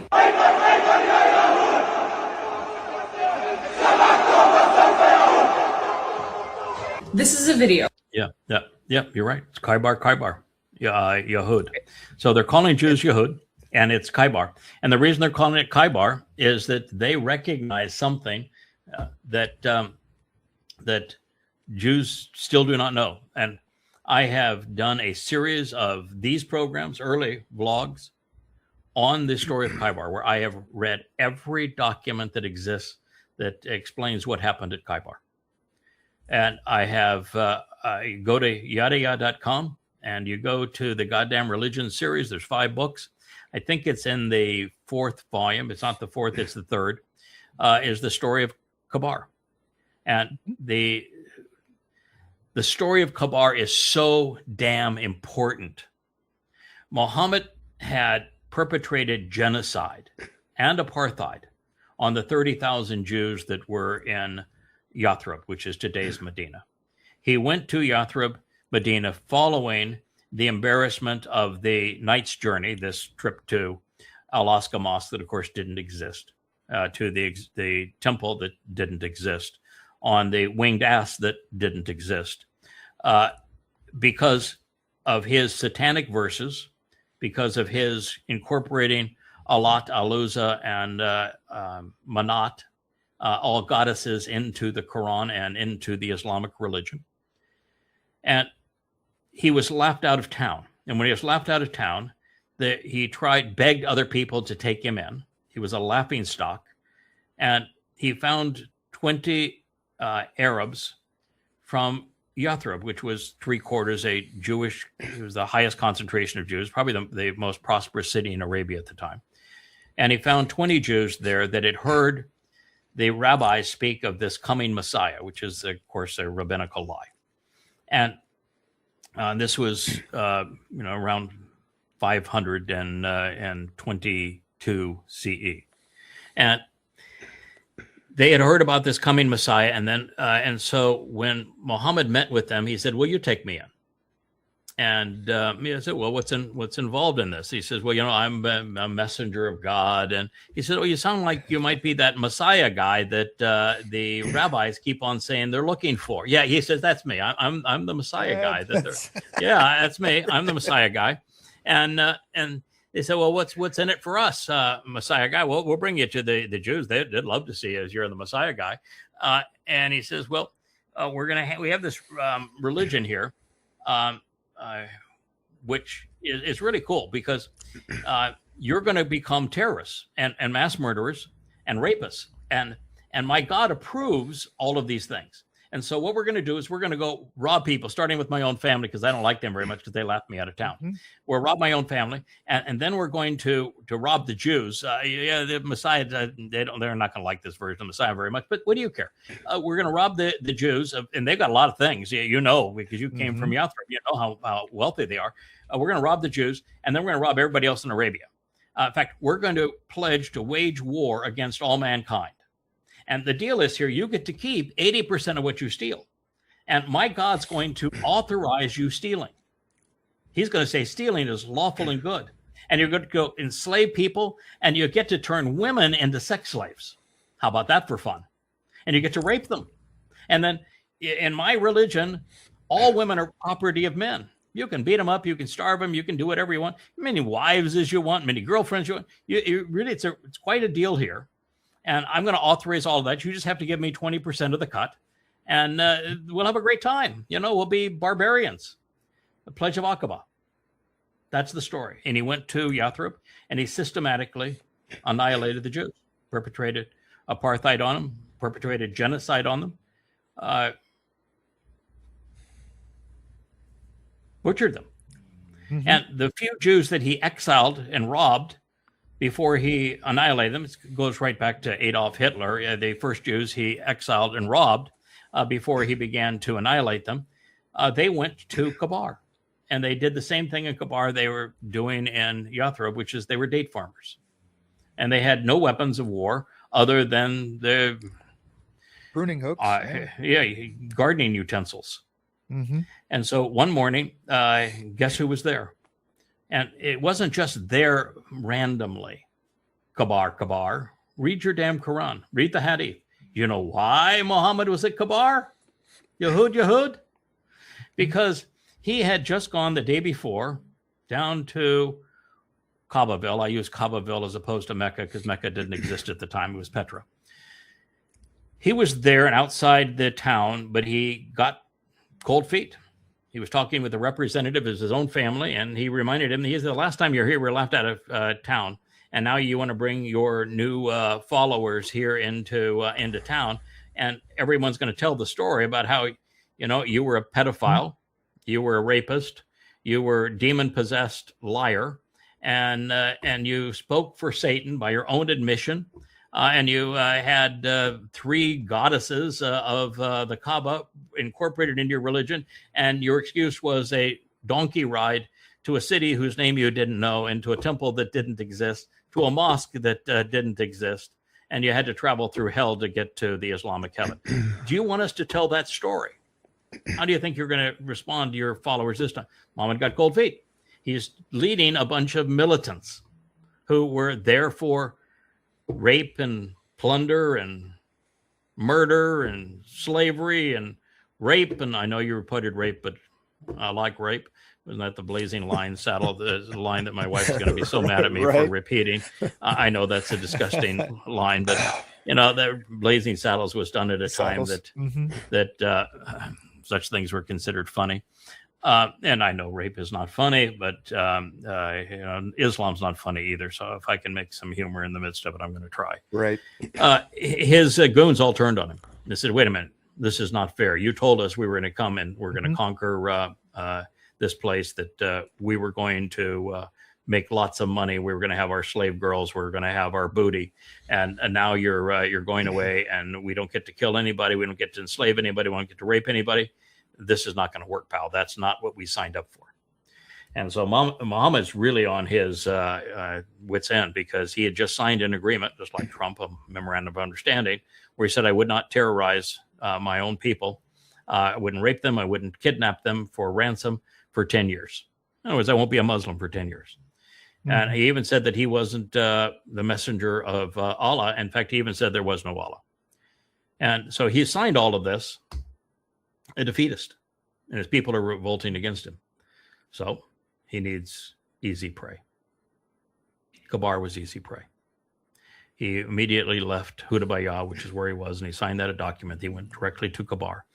They arrived in the morning, and in the morning when they Yahud of Khabar were coming out to tend their fields, their olive orchards.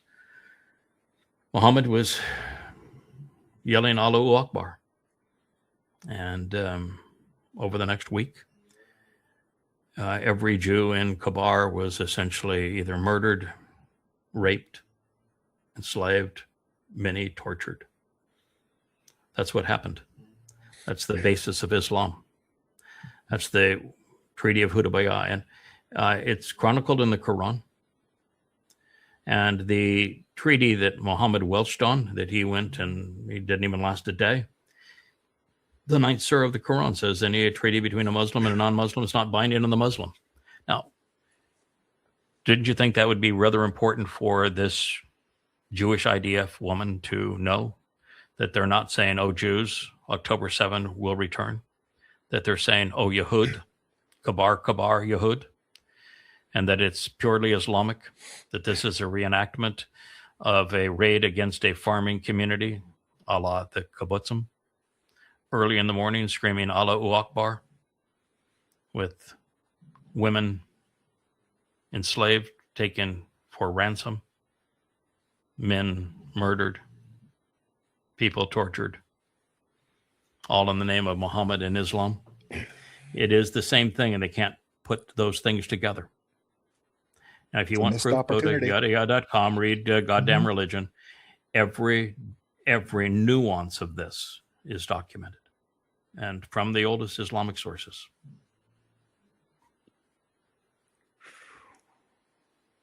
Yeah, it was a missed opportunity in my, in my view. That's just to be right there and to try to, talk about. Yeah, absolutely. I was just.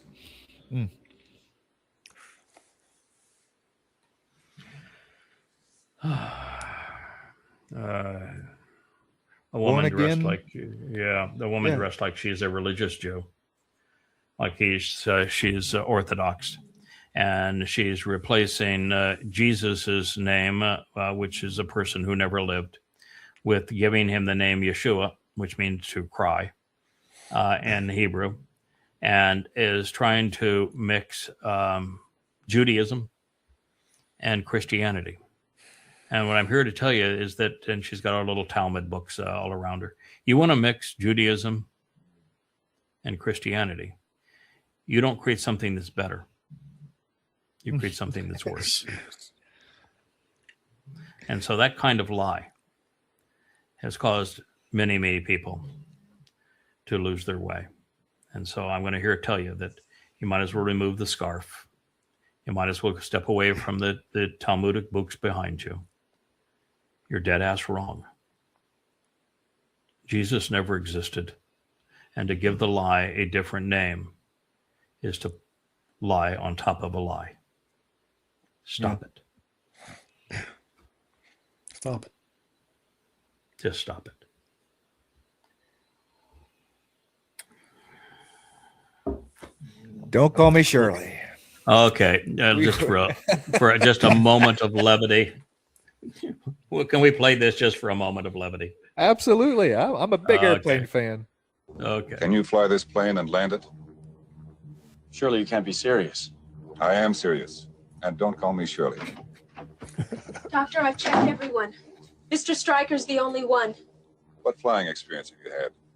I flew single-engine fighters in the Air Force, but this plane has 4 engines. It's an entirely different kind of flying altogether. It's an entirely different kind of flying. Can you fly this plane? What's your Victor Vector? Yeah, what's your drinking problem? Many. What's your Victor Vector? So many. This is. It's probably not quite as rough as Life of Brian or Blazing Saddles in terms of it's just silly or the Holy Grail one in terms of just silliness. Right. But it's damn close, and I know it's not politically correct or anything else. But oh my goodness, whatever happened to real humor? We haven't done anything really funny in so long. And they're even remaking the trying to remake the humorous ones. Like, I mean, you go to Blazing Saddles, Mel Brooks, an absolute genius, right? He does Spaceballs, which is the Star Wars takeoff on that. And they're trying to remake Spaceballs 2, instead of writing something completely different on their own. I mean, they're completely trying to relive and remarket these old ideas, because they got nothing. Yeah, I'd love to see The Life of Brian remade. They made some of these things on budgets that were $1 or $2 million, and they were actually funded by the actors themselves who believed in the project, because no studio would take it, because people were so damn uptight. That's why, I know the Blazing Saddles line irritates a lot of women because they say it's not funny, but the fact is that we've become so uptight that it just bugs me that that sarcasm and humor today is so castrated. And we just don't have it in us to poor Elia. Can you imagine when he tries some of his sarcasm and potty talk on an audience today? I mean, they're going to try to lynch him. Right. Yeah. I don't think he's going to care. I don't think he's going to have one bit. What is this politically incorrect thing? I don't know. Elia is a little different than most people make him out to be. He's not the tough guy. He's not the tough guy. He was funny guy. What's wrong with your God? Well, is he? I know he's in the crapper. He'll take a poop, and once he's finished taking a poop, he'll come back out. Or I know your guy's really old, and he's probably taking a nap. It's high noon. You would think he'd be up from his nap already, but we can hang here a little longer if you want. I mean, it's pretty biting humor. But you read the whole story of Elia. He does one thing that's very brave. He goes before the king and the queen, and he announces that it's going to be 7 years of no rain on the land, and it's because you're a piece of shit. Oh, by the way, that I'm speaking here for Yahowah. And then the king is guarded, and he walks right past all the guards and all the weapons and does it. And then he leaves, and God has him hide out in two different places. And ultimately, he runs away and hides under a tree and asks God to kill him. And it's not as bold as, in fact, they're just. Other than Boaz, and the story of Boaz, when it's told, he's actually a pretty charming and romantic fellow, and it was really Ruth who brought it to his attention that he was the redeemer, and that he was the guy that was going to pay the price to redeem. But there really aren't a lot of examples. We always want to. Because of Charleston Heston's role on Moses, we want to present Moses as this. Hear me, Moses! I hear me roar. But he wasn't. He was constantly doing a face plant. He told God to kill him. He condemned God before they left Israel and said, "You're a total failure. I want out of this deal." You look at Dode for most of his life. He was on the wrong side of decisions. Only the last 10 years that he came around, and then, of course, in his other lives, he became pretty spectacular. In fact, not pretty, really spectacular. But look at Abraham and Jacob. They're both misfits. Land of misfit toys. So it's just so unusual to have a real standout guy that says, I don't really give a crap what you think. I'm here to do a job. We're going to get the job done. And you either get out of the way or I'm going to run you over. Happen very often. Well, and it's tough to keep that amount of intensity all the time, too. I mean, trying to be bold and shazak and the right every time in the right place in the right, that's, dude, batting 100 out of 100. Batting an average is 300 and you're doing great. Batting 100 all the time, 1,000 all the time. It's like not in the role of Yahweh's fixer. You have to perform like Noach. You have to perform like Ethan Hajraki.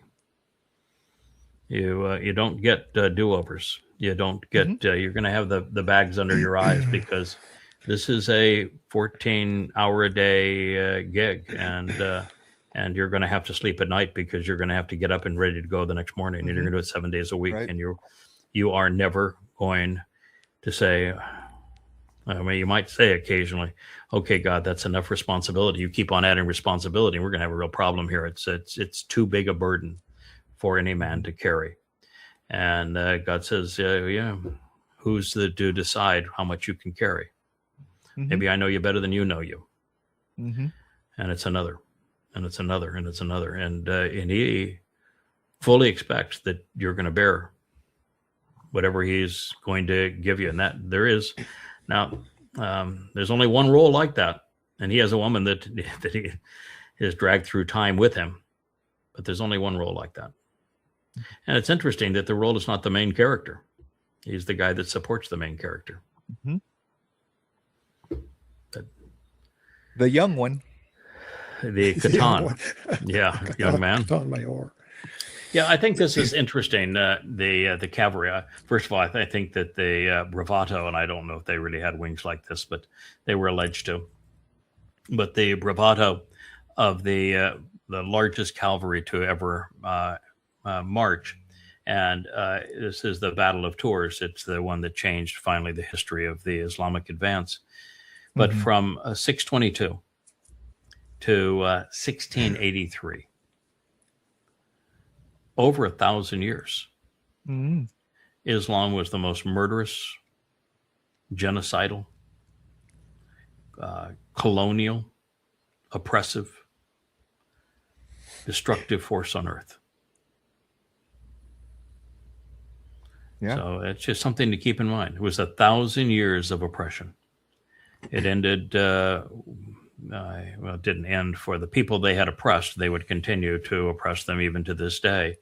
But for expanding their realm of subjugation and oppression, it ended here in 1683. But this is the most damaging, demeaning, destructive, and deadly dogma ever conceived by humankind. Not the fellows with the cavalry with the wings. They opposed them.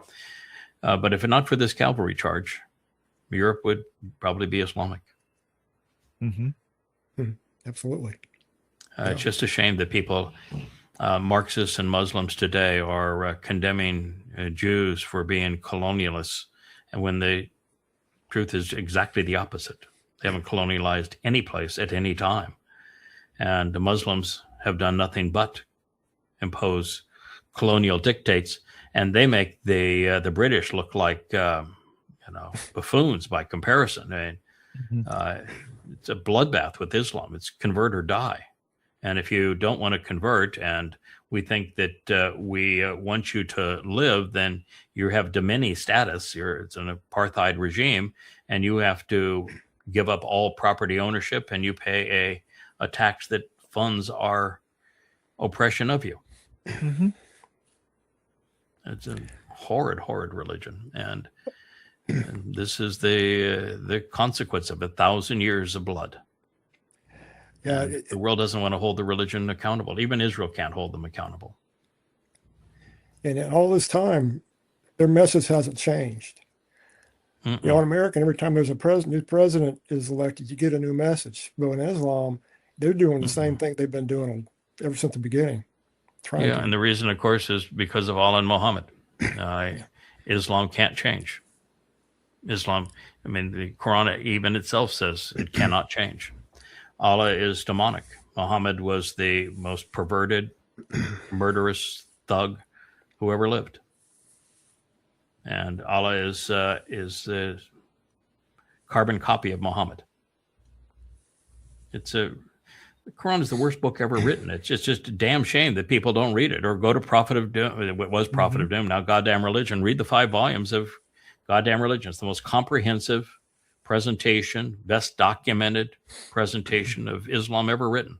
It takes the Quran the first time ever, reorders it chronologically, sets it into Muhammad's life using the biographical hadith collections of Tabari and Bukhari, which are more credible actually than the Quran, because they're sourced, the sources of them are documented, where in the Quran they're not. And it's the same message, the same people. And I use the hadith, the Ishaqs and Tawaris, to reorder the Quran chronologically and set in the context of Muhammad's life. And 4,200 pages of that. And by the time you're done, there's nothing left of Islam. It's completely eviscerated. And you understand exactly why they're terrorists and why they continue to scream Allahu Akbar as they commit these crimes. I mean, the last 25 years, Muslims have perpetrated 50,000 terrorist acts, and they confess to every one of them, screaming Allahu Akbar, and nobody wants to blame the religion. How can you be that stupid, people? Yeah. I was just looking through my notes here, trying to figure out what chapter we're going to start on Luminaries. We're turning the page and starting new chapters in Luminaries. We are, right? We are starting a new chapter of Luminaries. We're still in the story. Story of Noach. We're now on Teba, which is not an ark; it's a vessel of insights for the harvest, and it's going to be exciting to review what God had to say and how they work together, and then we're going to move to the one talkie that Noach has. He only has, for all of the things that he does, he's only a listener and a doer. Until the very last episode that is directly attributed to him. And he has quite a prophetic pronouncement regarding his three sons. And then after that, we're going to follow Noach and his son through the next 300 and I think it's 60 days of 360 years of his life. Through the meeting that he and his son, who is Shem, who is actually Dode, have with accompanying Yahowah to Abraham to announce the arrival of Yishak. And then the same two guys, father and son, Noach and Shem, are the two that go down to Sodom. And they retrieve Lot, and they're the ones that, the townspeople are trying to get at. It's Noach and his son Shem. And we finally see their swan song at the confirmation of the covenant in 1968 BCE, year 2000 Yah. They're the two fellas that accompany Abraham and Yishak to Mount Moriah. And so that's the next part of the story. And then we are going to look at the most interesting 6 minutes in the Torah with the birth of Moshe and all the things surrounding that, because it's the same cast of characters. Mm-hmm. And from there, we're going to begin the story of Ruth. I'm within, I think, 2 statements of finishing the 4th chapter in terms of translation. I've written about a third of the commentary on it, but the end of it is just riveting. Oh my goodness! It tells Israel everything they needed to know. Mm-hmm. It's astonishing the world has missed what is contained in that book of Ruth. It's the story of stories. It's the answer to every question. So I haven't published, as you've seen. Everybody gave me the green light on the 3rd chapter, said it's not too racy.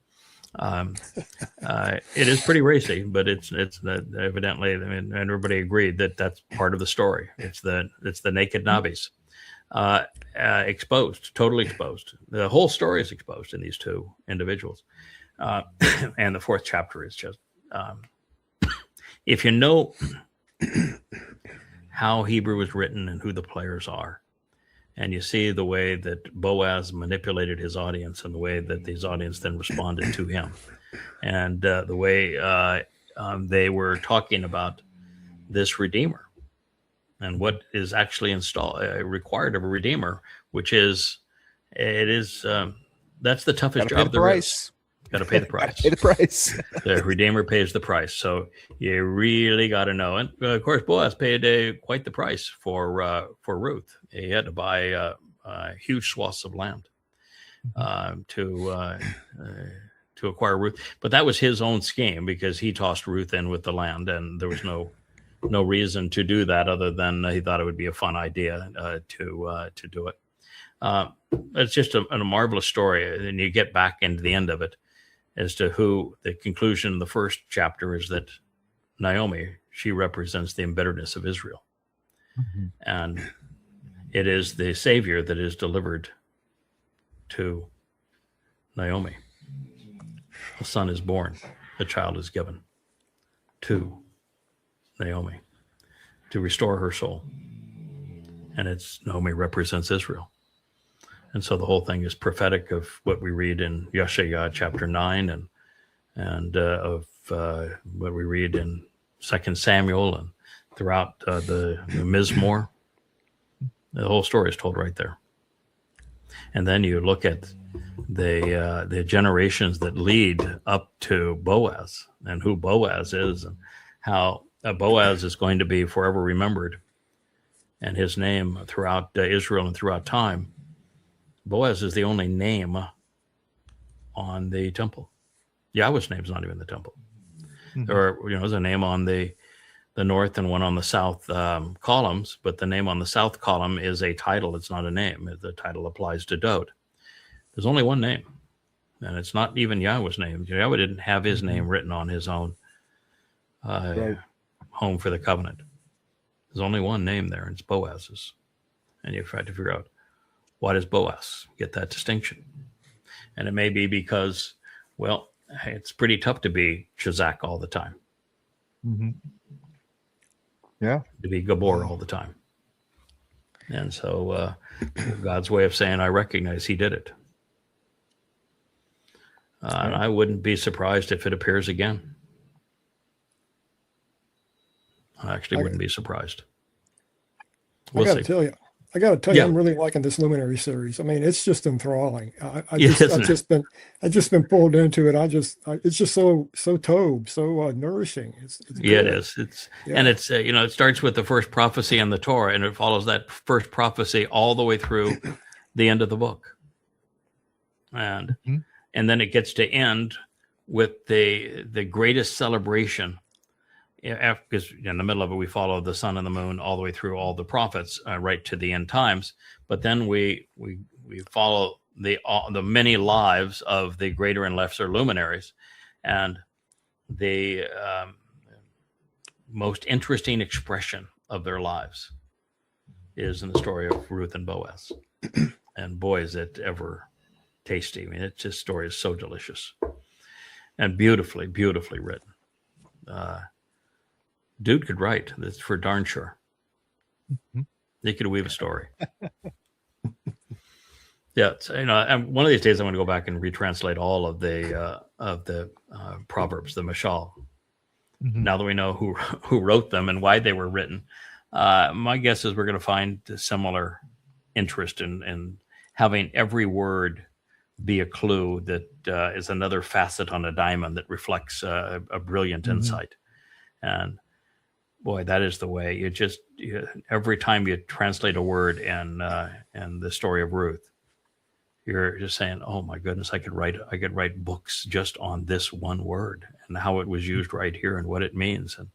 And finally, in the fourth chapter, how the Savior is being delivered to Israel. Right.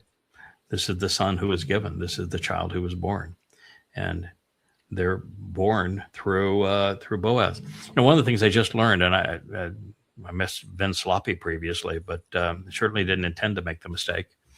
But I'd always translated Yishe, Dode's disgusting father, as stand out and be noticed. But that's not the meaning of the name. It's from Yishe. Yeesh. My man. It's from Yeesh, with a yod at the end of it. Mm-hmm. You know what it means? What Yeesh means? My man. Man. Yeesh means no Yeesh. No, Yeesh means no. It's not that Yeesh. It sounds the same, but it's not. It's a verb Yeesh, not the Yeesh man. It means am, and it's suffixed with I. Am I named Dode's father? I am. I am. You know anybody that calls themselves I am? Haya? Yahowah. Yeah. Yahowah Haya. introduces himself as I am. Mm-hmm. Yishay's name is I am. Dode's father's name is I am. Oh goodness! Right, yeah. Firstborn. Okay. Yeah. Yeah. Talk about reinforcing things. Mhm. And I'd always thought that the child of Ruth and Boaz was Obed. And we see Obed again as Obed Edom, and then the man from Edom. But it's not. It's close, but it's not. It's Obed with a wah in it. And Obed with a wah in it is a very different name. It still conveys work and service, Mm-hmm. but it is one who is repeatedly deployed to serve, and to serve in a very specific way. It is the coolest name ever. And as soon as Ruth conceives this child, Obed, Mm-hmm. you know what's the first thing she does with the child? She gives the child to Naomi, who is Israel. Mm-hmm. And then all of Israel acknowledges this is the Savior of your soul. It's just delicious the way the whole thing is presented. Mm-hmm. How in the world did 50 generations of rabbis miss this? Right. Yeah, wait till you see What? the series of names and what they mean. It's just it's beautiful. All right, gentlemen, go ahead. If you have anything to add, please. Otherwise, we'll. I was just going to say, I'm waiting to see my fourth chapter. I will, Yeah. we kind of get a little. Well, peek, yes. So it's And I haven't shared the third chapter in the site yet. It was interesting that the second chapter, even though I thought it was pretty marvelous, I thought the first and second chapters were really great of that story. Mhm. There's almost no comment in the chat, and that's fine. Most of the comments are on the shows that folks are doing, and I think that's great. Roger, yours is terrific, and there's 4 or 5 others that are really, really good, and we wanted everybody to support those and pay attention to them. But in the midst of all that, other than the people I sent the chapter to by email, like you read it, and the most interesting read of it was Mariah, her comments as a woman's point of view, and it was just delicious.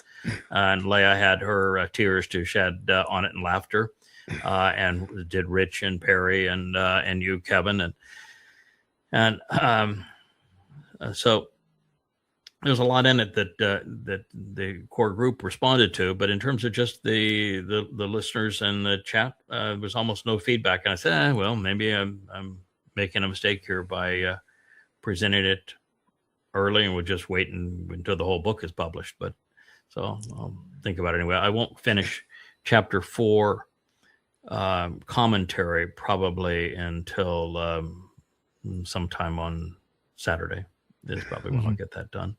And then I've got to go back and edit the book, and then I've got to edit the other books, and I've still got to add the superscripts to 2 of them, and there's still a lot of work, and it's about 2,000 pages all total, and I think I need to add one more chapter to Coming Home 4, so that it's a little closer to 500 pages. The other one's 650 and 725, so a little more work to do. But we're going to have 3 new books, and then I'm committed now to rewriting Written in Stone, so that we have a short book on the 10 statements that Yahowah etched in stone. I think it's time to go back and revisit those.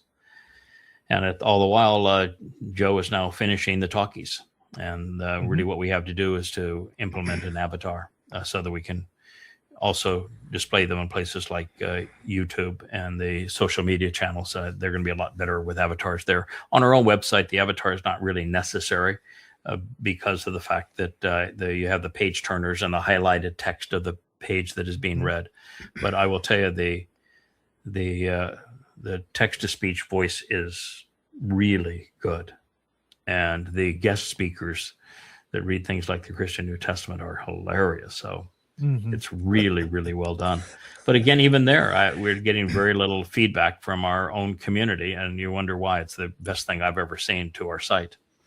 So I don't know if we're overstressing, overworking our community, but we're and maybe it's a realization that we have a core team, and it's appropriate to keep the core team up to speed and educated and inspired, and we'll can't set expectations for everybody else that exceed what they're capable of doing at this time. So we'll see how it all plays out. But anyway, that's where we are on these projects.